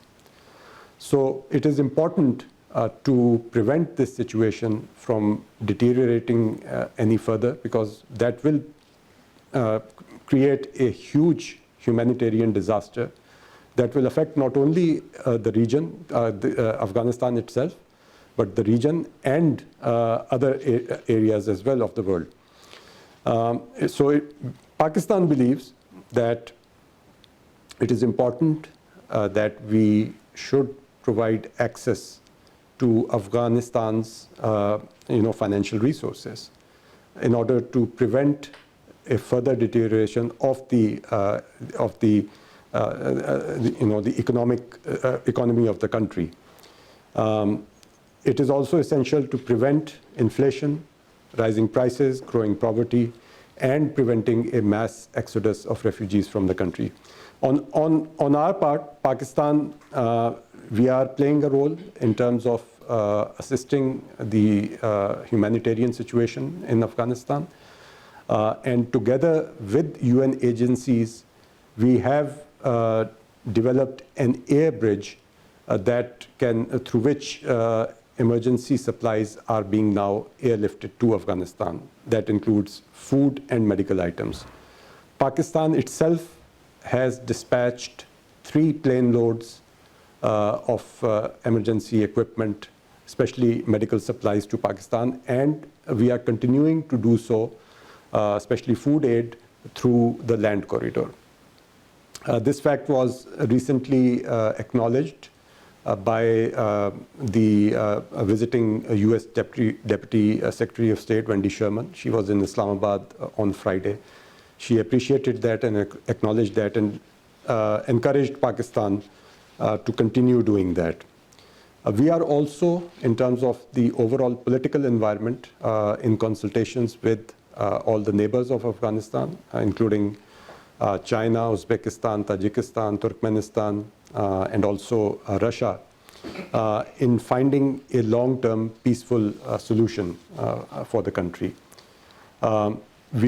We continue to call on Afghanistan and the Taliban to form an open, inclusive governmental structure that practices moderate and sound policies with regards especially to the human rights and ethnic groups, women and children. Terrorism, since we have been a major victim of terrorism that has emanated from Afghanistan, so that remains for us a major concern. And so we have been calling upon Taliban that they should not allow the use of their territory by the various terrorist groups that are present there. Pakistan is also part of the extended Troika format, so that includes China, Russia, the US, and Pakistan is the 4th country in terms of finding the political solution options for Afghanistan. I believe, as my other co-panelists have said, this is a time where the international community has to apply a different approach for bringing peace in Afghanistan. Military options have been tried and they have failed. So we have to look towards how we can help Afghanistan develop economically, and there has to be an engagement and incentivized approach, as Professor Arlacchi also mentioned, in encouraging the Taliban to do what we expect of them. So in conclusion, I would once again like to thank the Schiller Institute for organizing this very important debate. And indeed, we would like to continue working with you in finding answers. And at the end, I would just like to state that the national poet of Pakistan, his name is Iqbal, and the Iranians know him as Iqbal Lahori. He said somewhere in the early 20th century, in the 1920s, about Afghanistan, that Afghanistan is the heart of Asia. So that's where the name of that political process, Heart of Asia, Istanbul process, comes. If there is peace in Afghanistan, there is peace in Asia. And if there is unrest in Afghanistan, there will be unrest in Asia. Thank you very much.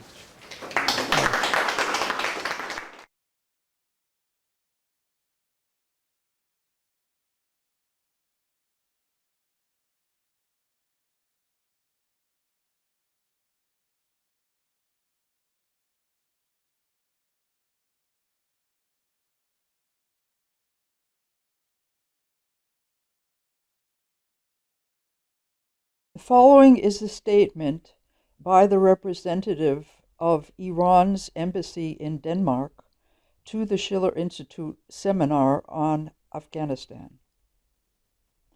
The representative of the embassy of the Islamic Republic of Iran at this seminar, whilst emphasizing the need for an inclusive government, respect for civil and democratic rights of all citizens without discrimination in Afghanistan, highlighted the important role the neighboring countries can play in helping peace and security to be established in the country and alleviating the sufferings of its people. He pointed out that with terrorist activities in the region and with drug production in Afghanistan reaching record levels, the security and law enforcement forces of the Islamic Republic of Iran in the past 4 decades have been constantly engaged in combating terrorism and drug smuggling along its 900-kilometer border with Afghanistan, and have suffered casualties in their efforts to close off this route for drugs reaching the West. Throughout this period, Iran has also hosted millions of Afghan refugees, estimated to have peaked at 4 million, accommodating and providing them with health and educational services on par with that afforded to its own population, including COVID-19 vaccination. This has been a heavy burden on Iran, given the fact that, contrary to other refugee host nations, the country has received little or no assistance from the international community. With the recent developments in Afghanistan, an influx of new refugees from that country, expected to reach 500,000, is already taking place, and Iran, with its ability to help new arrivals hampered by the heaviest sanctions under the U.S. maximum pressure campaign, is doing all it can to help its Afghan brethren, while cooperating with the UN agencies to help address the problems facing the people of Afghanistan.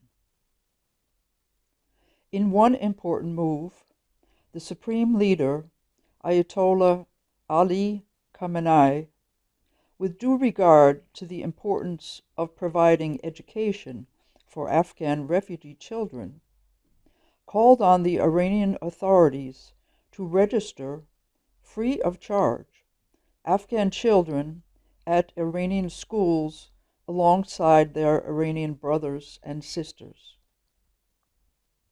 Finally, the Islamic Republic of Iran considers the active involvement of all Afghanistan's neighbors paramount in any moves towards addressing these issues, and is willing to continue to play a positive role in the efforts to achieve goals desired and shared by all Afghans.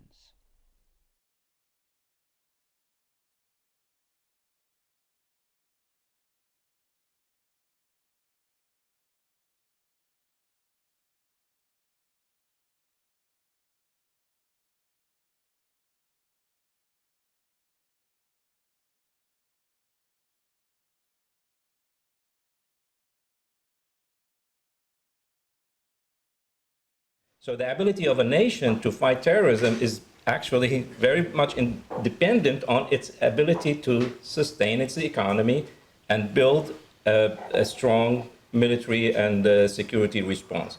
But you cannot, I mean, you have in some cases, the population, it's not the military and security forces who will defeat the terrorists. It is if the population is on your side, which can help you defeat it. If the population is against you, then everything you do in terms of military or security will not work. I mean, we have many cases, like even in Iraq and other areas, where the population starts supporting these groups instead of the government because they are so frustrated with the government, and the government is destroying their livelihood. So I think it should be a lesson from now on that in order to be able to solve the problem with terrorism, I mean, if you have a legitimate government in that country, you have to support that government with economic aid, not only with military and security aid. I can add to that. The United Nations has what is known as the Global Counterterrorism Strategy, which is every 2 years renewed by the General Assembly. So it's based on 4 pillars, and one of the pillars is addressing the underlying causes of terrorism. So within that, addressing the economic sort of deprivations is one of the reasons that has been identified. So it's a document which is it's a consensus document agreed by all members of the United Nations. So it's a very important aspect of why people, not everybody is just ideologically motivated to join terrorist groups. There are economic deprivations which also cause people to join them, as we have experienced in our part of the world, that the terrorist groups perhaps offer better wages that people could find, that they're unemployed or they are unable to meet their living expenses. So they offer good money, like a monthly wage to their members. So, Really? yeah. They That's even how it offer retirement, and the victims. I mean, the family of a take care of killed their families, terrorist, yeah. they will also get support, so they can recruit more. The problem is that the failed security policy of the United States, for example, in Afghanistan and in Pakistan, actually they help recruit more people by bombing civilians and killing people in weddings and funerals.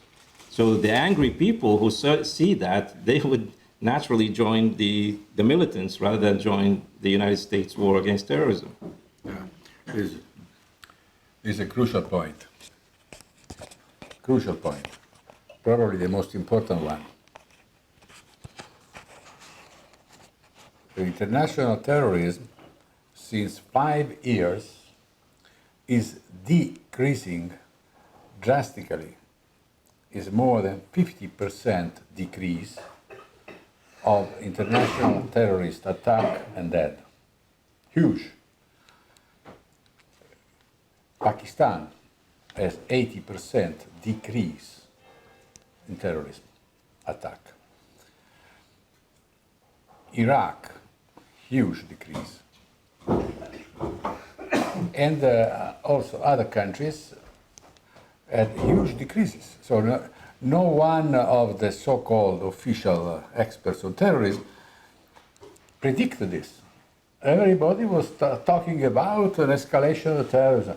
So at a certain point, 5 years ago, year by year, huge decrease. Why? The connection with the decision of the USA administration to withdraw troops and to de-escalate intervention, aerial bombing in the Middle East, particularly Syria, particularly Iraq, and Afghanistan as well, is the most obvious explanation that no one advanced, because it is very difficult, it's unpolitical, not politically correct, to say that most of this international terrorism is a reaction of the wars in the Middle East. Why Italy was not bombed? And France was bombed. No, we got between 2015 and 2016 a set of terrorist attack in Europe, concentrated France and Belgium. Almost 300 people died. So last year The Economist wrote an article saying why Italy has never been affected by international Islamic terrorism since 20 years. We never got it. And the explanation was because of the mafia. Because they say that the mafia forbidden international terrorists to bomb Italy. So I wrote a letter to the economists. They published it, and I said that the idea of a mafia is very stupid because the mafia is busy now to try to survive, and they never got this power to impede terrorism. I mean, they cannot care less about terrorism in Italy and so on. The real reason is that we never bombed Syria. We never bombed Iraq, never bombed Afghanistan. Italy, Germany, Scandinavian countries never bombed anybody. But I mean, there is a reason why in Scandinavia the only serious terrorist attack was by a crazy guy from the extreme right years ago that killed 15 people. Why they don't do it? There is a clear reason that Italy never been bombed. It would never in the past. Because Italy, Germany got just one small terrorist attack at Christmas 3 years ago. Never. Because Italy, Germany, and Scandinavian countries never participate to aerial bombing in the Middle East. We never use troops to combat on the ground and so on. When people are killed, these people are not animals. These people have affects, have families, have somebody who of course, resent this. You cannot continue to bomb the country. They did 5,000 aerial attacks in Syria, killing in Afghanistan, killing people in weddings, killing people indiscriminately in funerals, and so on. With this aerial bombing, modern and old, and so on. So the reason why internet is also now you will see these statistics that all American statistics. I am quoting the best source, the most the widespread source is the University of Maryland database on terrorist attack. The next year, since the Taliban were considered terrorists, wrongly, the decrease that I'm quoting will be 80%. There will be just, if you take out the Middle East root of terrorism, in the rest of the world, there are very few examples now of active terrorist groups.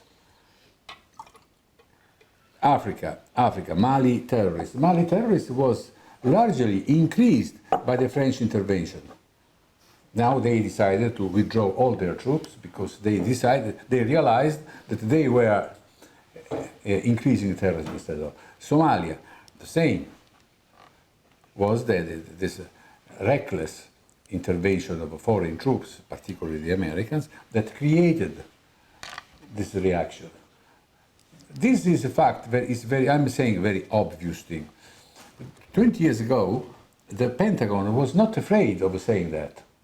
I read a very important document of the Pentagon who said it is our overextension in the world that is creating this reaction. So terrorism is largely a threat that has been created by this.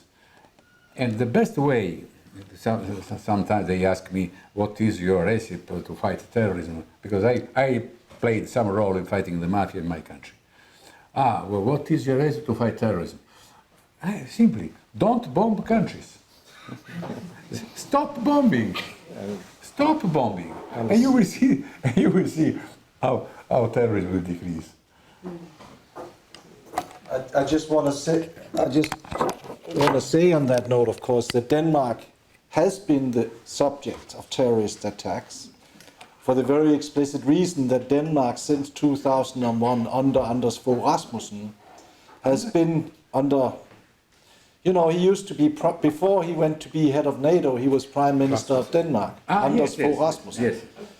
And started doing it, was already going a little bit, but having as a stated policy, this militaristic foreign policy, that if there is a war where bombs are being thrown, then especially in Middle East, Denmark, of course, should be in there throwing bombs.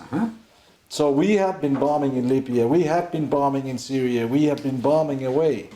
So Denmark is the exceptions to this peaceful tranquility. You got many international Islamic terrorist attacks.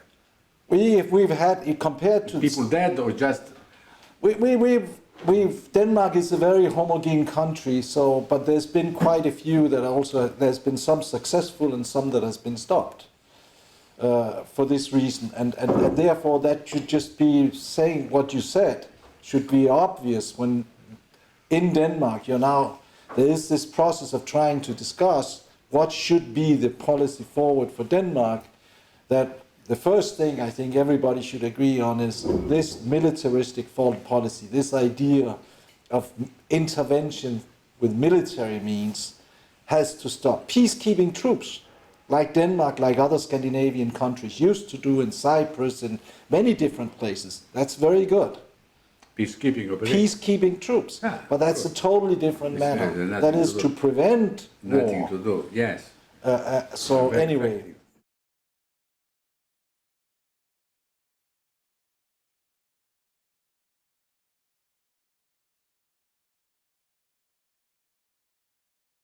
UN is, unfortunately, UN is out of the picture. That was the decision that Kofi Annan took. When Afghanistan was invaded, there was a big discussion at the top of the UN what to do. And Kofi and a group of others decided that we should stay away. The argument was that they invaded the country, they have to take care of the country, should not drop to us the issue like they used to do. When they have a difficult issue, they drop it to the UN. So we should not play this game. Now they take care of the country. My position and the other position was not, did not agree that UN should be on the ground to avoid the occupation that at that time was very popular. The first moment of the Afghanistan invasion, there was a very large consensus all over the world on that. But we were afraid that as any occupation of a foreign country end up the same way, badly. So just to prevent what really happened afterwards, we had to be on the ground with a big force. And we also planned to strengthen our presence in Afghanistan with a special force, UN force and so on. And at that time we could also get the support of the member states. But Kofi and the others insisted on us playing a minimum role, staying away and so on. They prevailed, well, Secretary General, prevails all the time. And nothing happened. Now would be the moment. It could be the moment for the UN to step in. But this is a question that we should raise with the Secretary General. The UN could play a big role in reconstructing Afghanistan and talking with the Taliban, that were always in contact with us. We never lost contact with the Taliban. Why do not be at the forefront of that? I think as you had mentioned in your comments, that the UN is also, it's like an association of states. So its policies, its agenda is driven by, it's state driven, and within those states, there are certain states that have to take the lead, which includes the U.S., the permanent members of the Security Council, or also when it comes to the development side, the European Union. So unless they take the lead, because they are the ones who are going to foot the bill, the money has to come from somewhere. So unless they take the lead, the UN on its own cannot move. It doesn't have the resources. Correct. Okay. There was a shift in the 90s to replace the United Nations with what we have now. It has evolved into what the people in the West call rules-based order. That has nothing to do with the United Nations Charter or international law. These are rules created by powerful institutions and military-industrial complexes and think tanks in the West.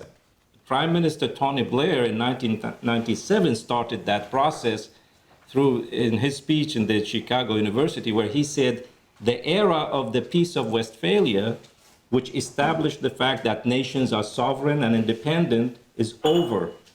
That's an obsolete principle, because we, the civilized world, the democratic free world, should have the right to determine if a dictator is legitimate or not. If he's oppressing his people, we should have the right to intervene with military means to change that leader or that government.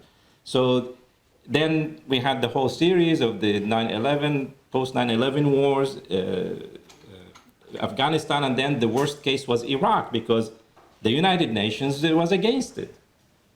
But then the Americans and the British said, well, we will go our way then. So in that sense, they wanted to demolish the United Nations Charter, the role of the United Nations, not as a world government, but as a forum where nations can agree and meet and agree on very important issues as independent sovereign nations and prevent war and establish peace. Now, there is a move by China and Russia to, I think it's called the Friends of the United Nations, of the UN Charter, because they say we should go back to the United Nations Charter, which has actually its roots in the Peace of Westphalia Treaty, that nations are independent and sovereign, that nations should work together to establish peace and prosperity everywhere. So you don't need to reinvent the wheel. We need just to go back to the UN Charter and international law established on that basis. And this is what these people who have launched all these wars and the economic and financial interest behind them, they want perpetual war. It's like a perpetual revolution, where there is no rule except the rules they set according to their interests and desires. And that's very, very dangerous. And therefore, going back not to the UN as a world government, but the UN Charter and the principles which were established after World War II, that would guarantee. I mean, even the question, our friends raised the question of sanctions, that economic sanctions, indiscriminate economic sanctions should be forbidden internationally, because in every single case, they both created massive suffering for the population, and they did not force these governments to change their policies. I come from Iraq, we had in the 1990s, we had criminal sanctions where we lost 500,000 children. And State Secretary of Madeleine Albright said, well, that's a reasonable price to control Saddam Hussein. Well, you didn't change Saddam Hussein's behavior. He was changed with a military invasion, which removed him by force. But the sanctions did not make the Iraqi government change its policy. It's the people who suffered. We have a generation of young people whose development is stunted, who are easily manipulated. They can very easily join terrorist groups and militias and so on. So this idea, also this using economic sanctions against nations, this should also stop, not only launching wars on fake basis. The substituting war.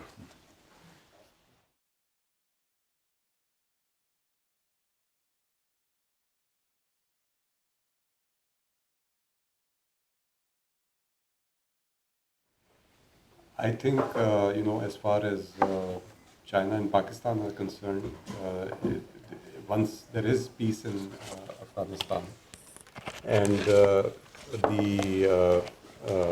the corridor could be expanded to Afghanistan, it would have significant peace dividends for the regional countries. But the primary issue here is that you need a government in Afghanistan that is recognized internationally.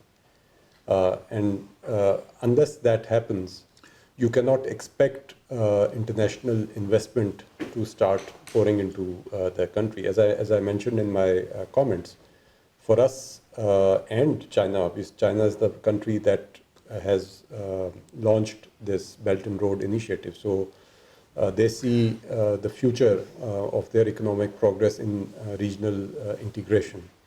And we also, as I highlighted, that our Prime Minister has come up with this vision of geoeconomics. So that is based on regional connectivity.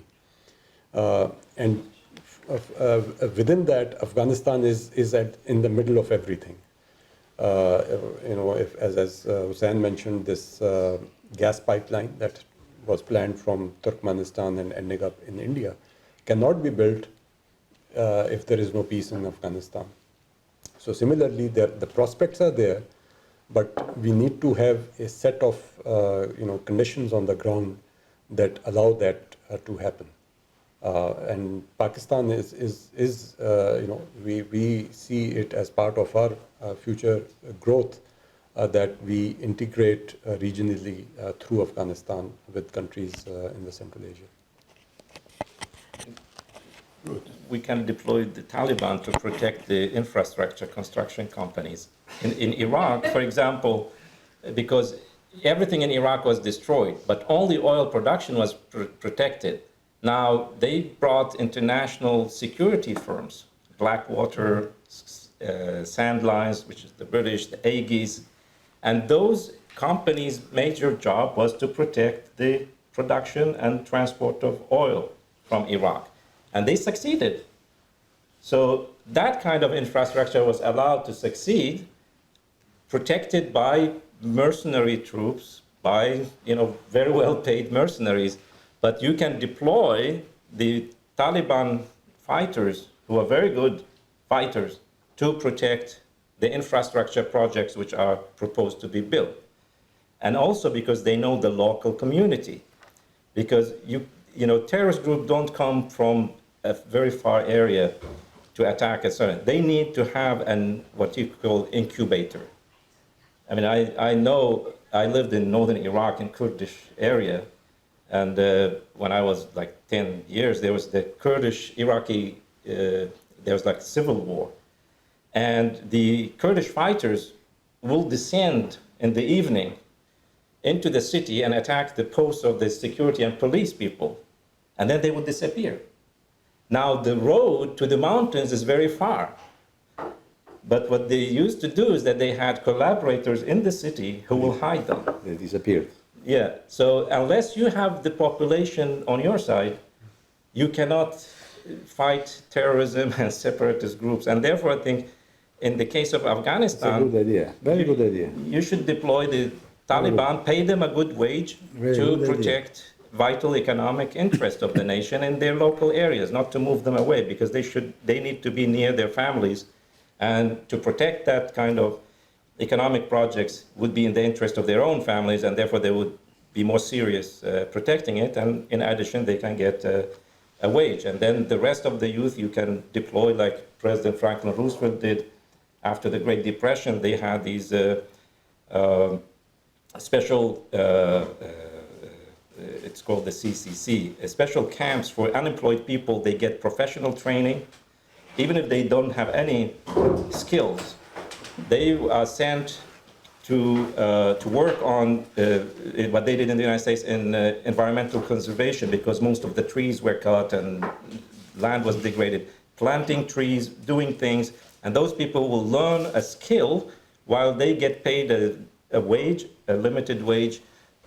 Most of it will go to their families, and then they keep the rest as pocket money while they're on these working camps. We can have a modern version of that for people who want to immediately need to repair the roads, bridges, and all these things. So therefore you can recruit lots of young people in these smaller projects right now to repair the roads and bridges and water and so on. And at the same time, they will get some income, but they learn the skills which they will use later when the big infrastructure projects come in with the foreign investors. So there are ways to tackle these things, but You have to work locally. You have to also care for the people of that country. And just what Helga Sepp-LaRouche says, exactly for that reason, this issue of actually restoring the sovereignty of Afghanistan, releasing the funds that they have around the world, which actually is absolutely needed right now, simply to buy base, to have energy, to have all of these things, is clearly a very key part of it, that this has to be done. You can't just say that this is going to be a permanent non-country, because then you can't do anything.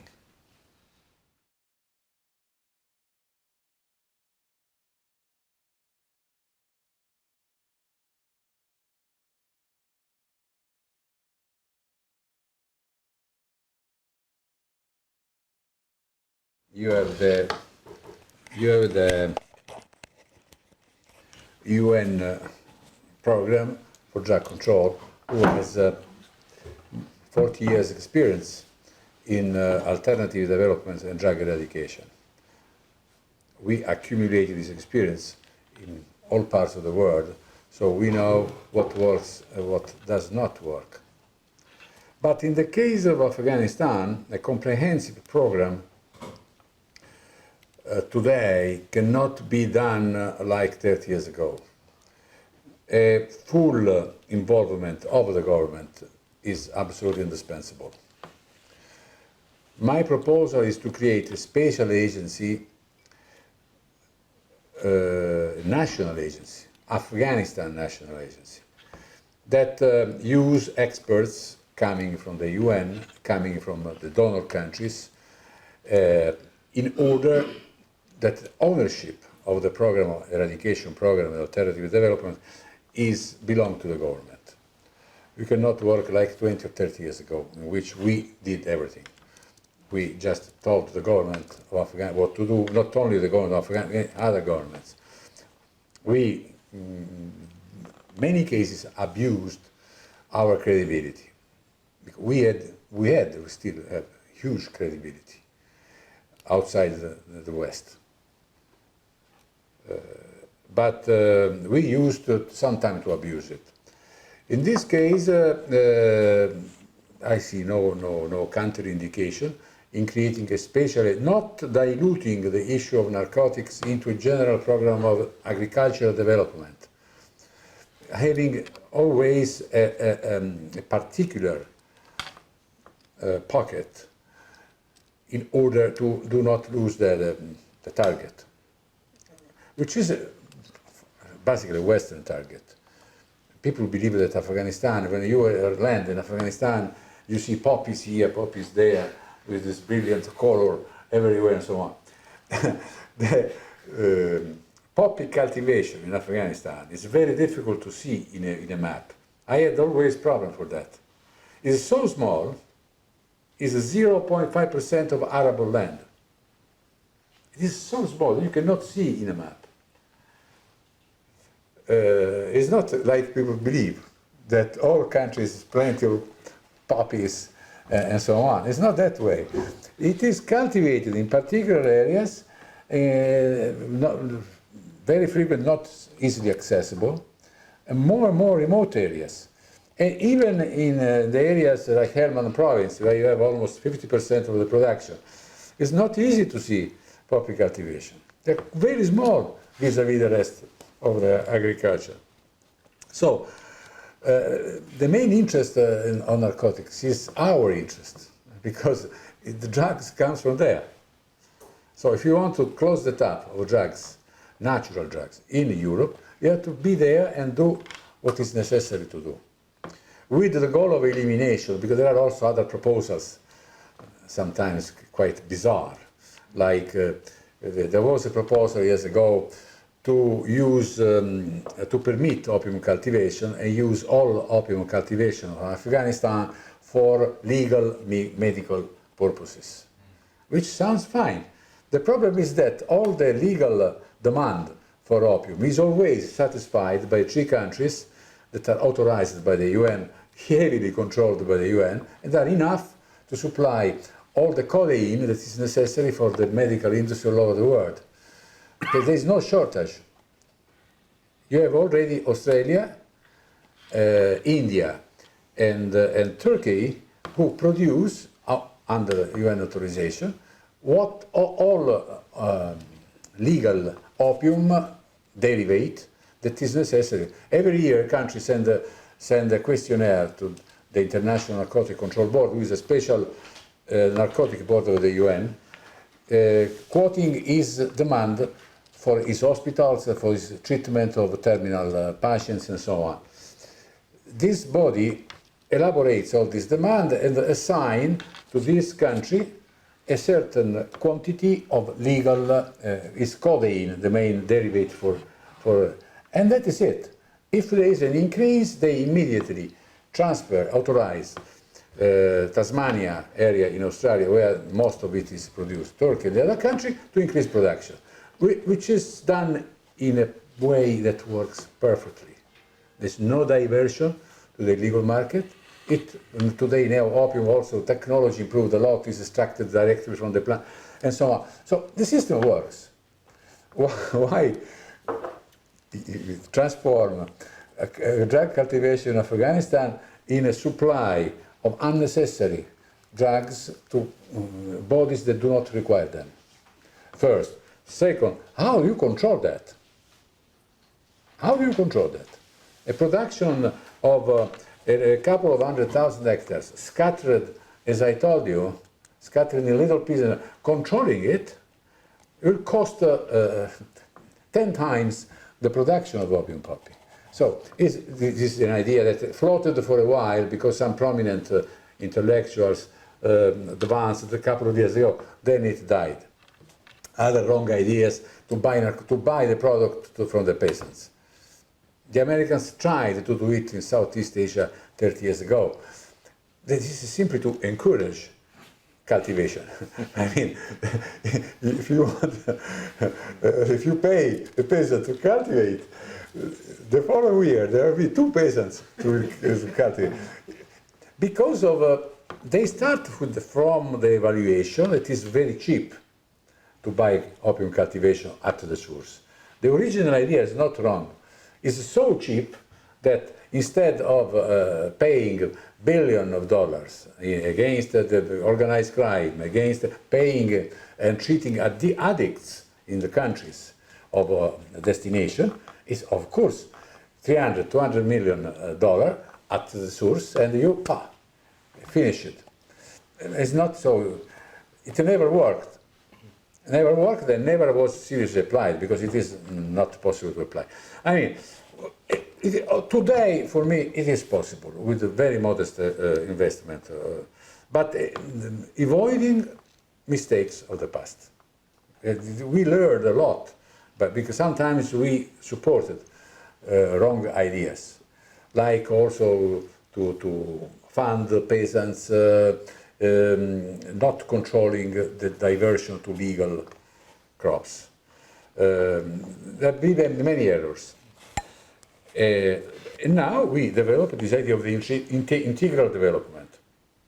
We are not obliged to do crop substitution. If you have a good industry that can transform other materials, why don't? Why don't? Afghanistan, for instance, has plenty of opportunities in this area. If there is an area where there is a mineral, why insist on funding alternative development crops? Why crops? You can also have many other alternatives to crop substitution.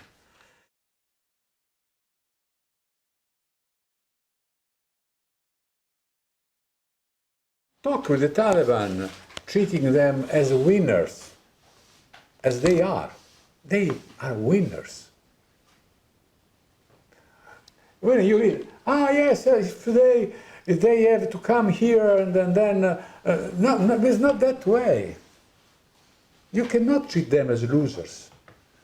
They won an independence war against the biggest army in the world, with nothing in their hands. And they know that. They have to be treated as winner. as winner. Then, and with humility and with respect, first thing, which is, in my opinion, the most important of all. If you treat them with the respect they deserve, you will get from them whatever is necessary to get, starting with women. But if we treat them as primitive, as sauvage, that they just are there because who knows why, as bloodthirsty primitive people, you get nothing from them. They immediately close and say, who you are, to tell us how to treat our women, how to treat our country, who you are. This is the reaction you get. This is the most important thing to deal with the Taliban. They won, and they're legitimate winner. So start to treat them this way. Why you have to tell them how they should do their government? The government should be inclusive. What does it mean, inclusive? What does it mean, inclusive? I mean, you should establish how many Hazaras, how many Tajik and minorities should be in the government. I mean, this is difficult to do even in the West. If you should start to really respect all ethnic composition of countries, it's very difficult. No, the Taliban should do it since the beginning. I mean, that irritates them a lot. They will, because they won also with the cooperation of not Pashtun.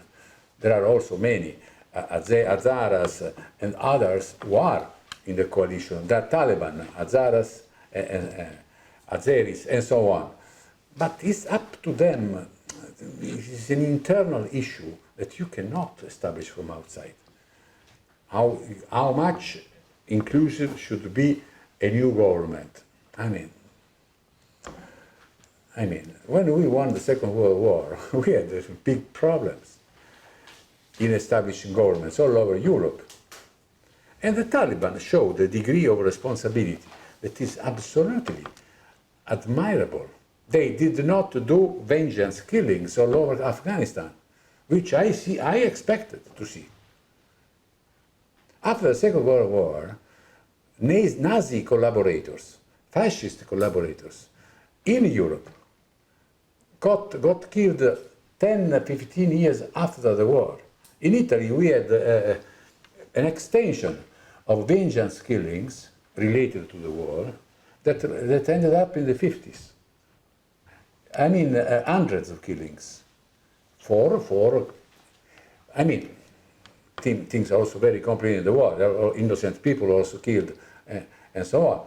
But the minimum accusation that you were a collaborator of Nazis, of a fascist, condemned you to death.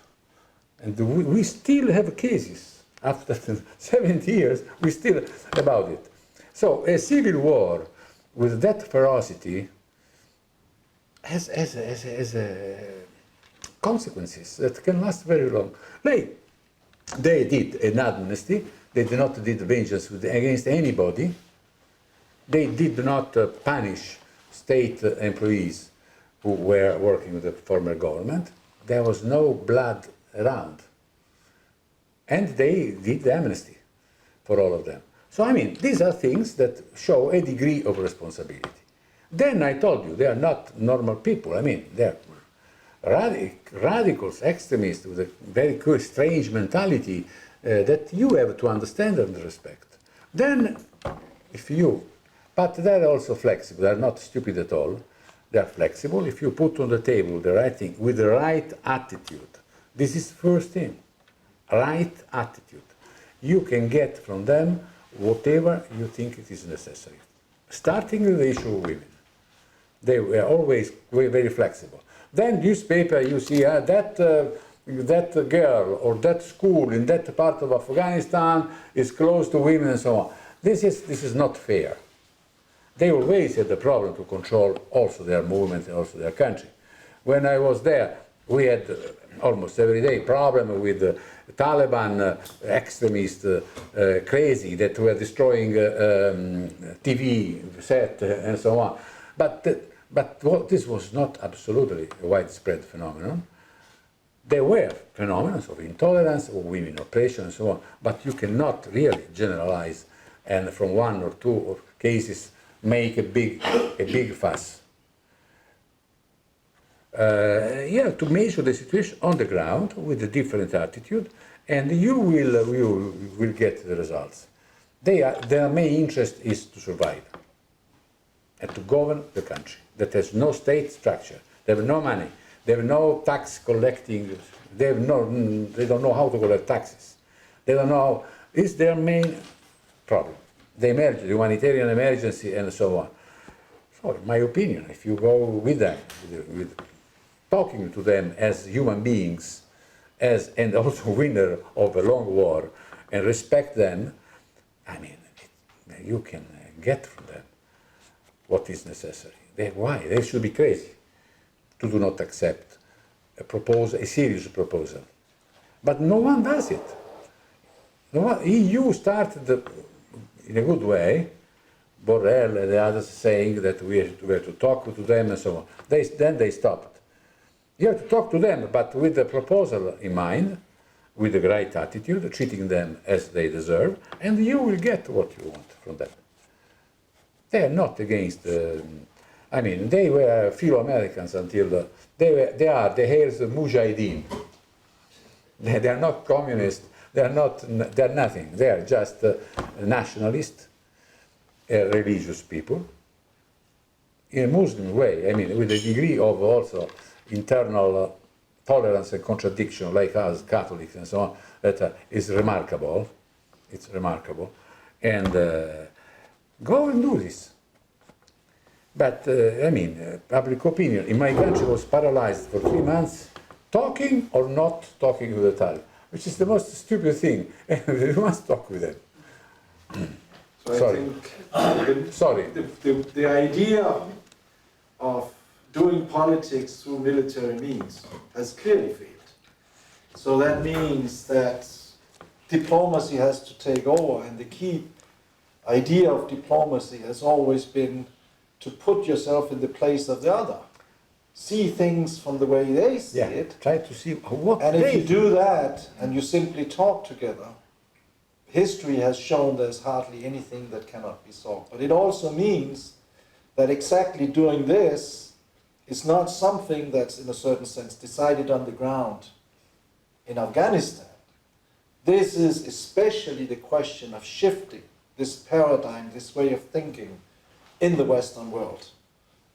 In countries like this country, like here, like Denmark, which has been part of the problem for quite some time, despite its tradition, suddenly jumped into this, yes, we'll do this militaristic foreign policy and we're doing humanity a great favor. That has been totally disproven. Now the question is exactly having this shift in the Western world and saying, that failed, now let's be responsible, let's do the other thing. And I think this call that Helga said, was it on Thursday? We had this day of action, is exactly this. How do you show that you now will respect Taliban as a country? Not as subjects, not as some subjects you can tell what to do, but say, okay, you have your country, you run your country, we collaborate with you. The first thing is, of course, to recognize it as a country. Absolutely. And give them the rights to actually deal with their deposits and whatever. And then say, I mean, even a country like Denmark, I mean, the problem is water, the problem is food, is there something we can do to help these things? Of course, there's an enormous amount. Europe has enormous skills. The US Army, of course, has enormous skills, but I don't know if that's the best thing to throw into that. But so can these problems be solved? Recognizing the government, first of all, recognition. So, I mean, they won, they control the country. But Europe recognized a person in Venezuela, Mr. Guaido, who had not the support even of his wife. recognized by 50 countries, like this. A person who does not control nothing. I mean, we should be even more coherent and serious in what we do in foreign policy. Respecting basic rules, who control territory, population, must be recognized, period. So we are coming to a close. So I want to thank the speakers again for coming here and enlightening us. And I think it's a very, as I said, time is of the essence here. It's very important to move very fast on these things. So it's very important to move the discussion in whichever way is possible. So thanks for coming, and also the rest of you, very much thanks for coming, and make sure the discussion moves as ring in the waters from here. And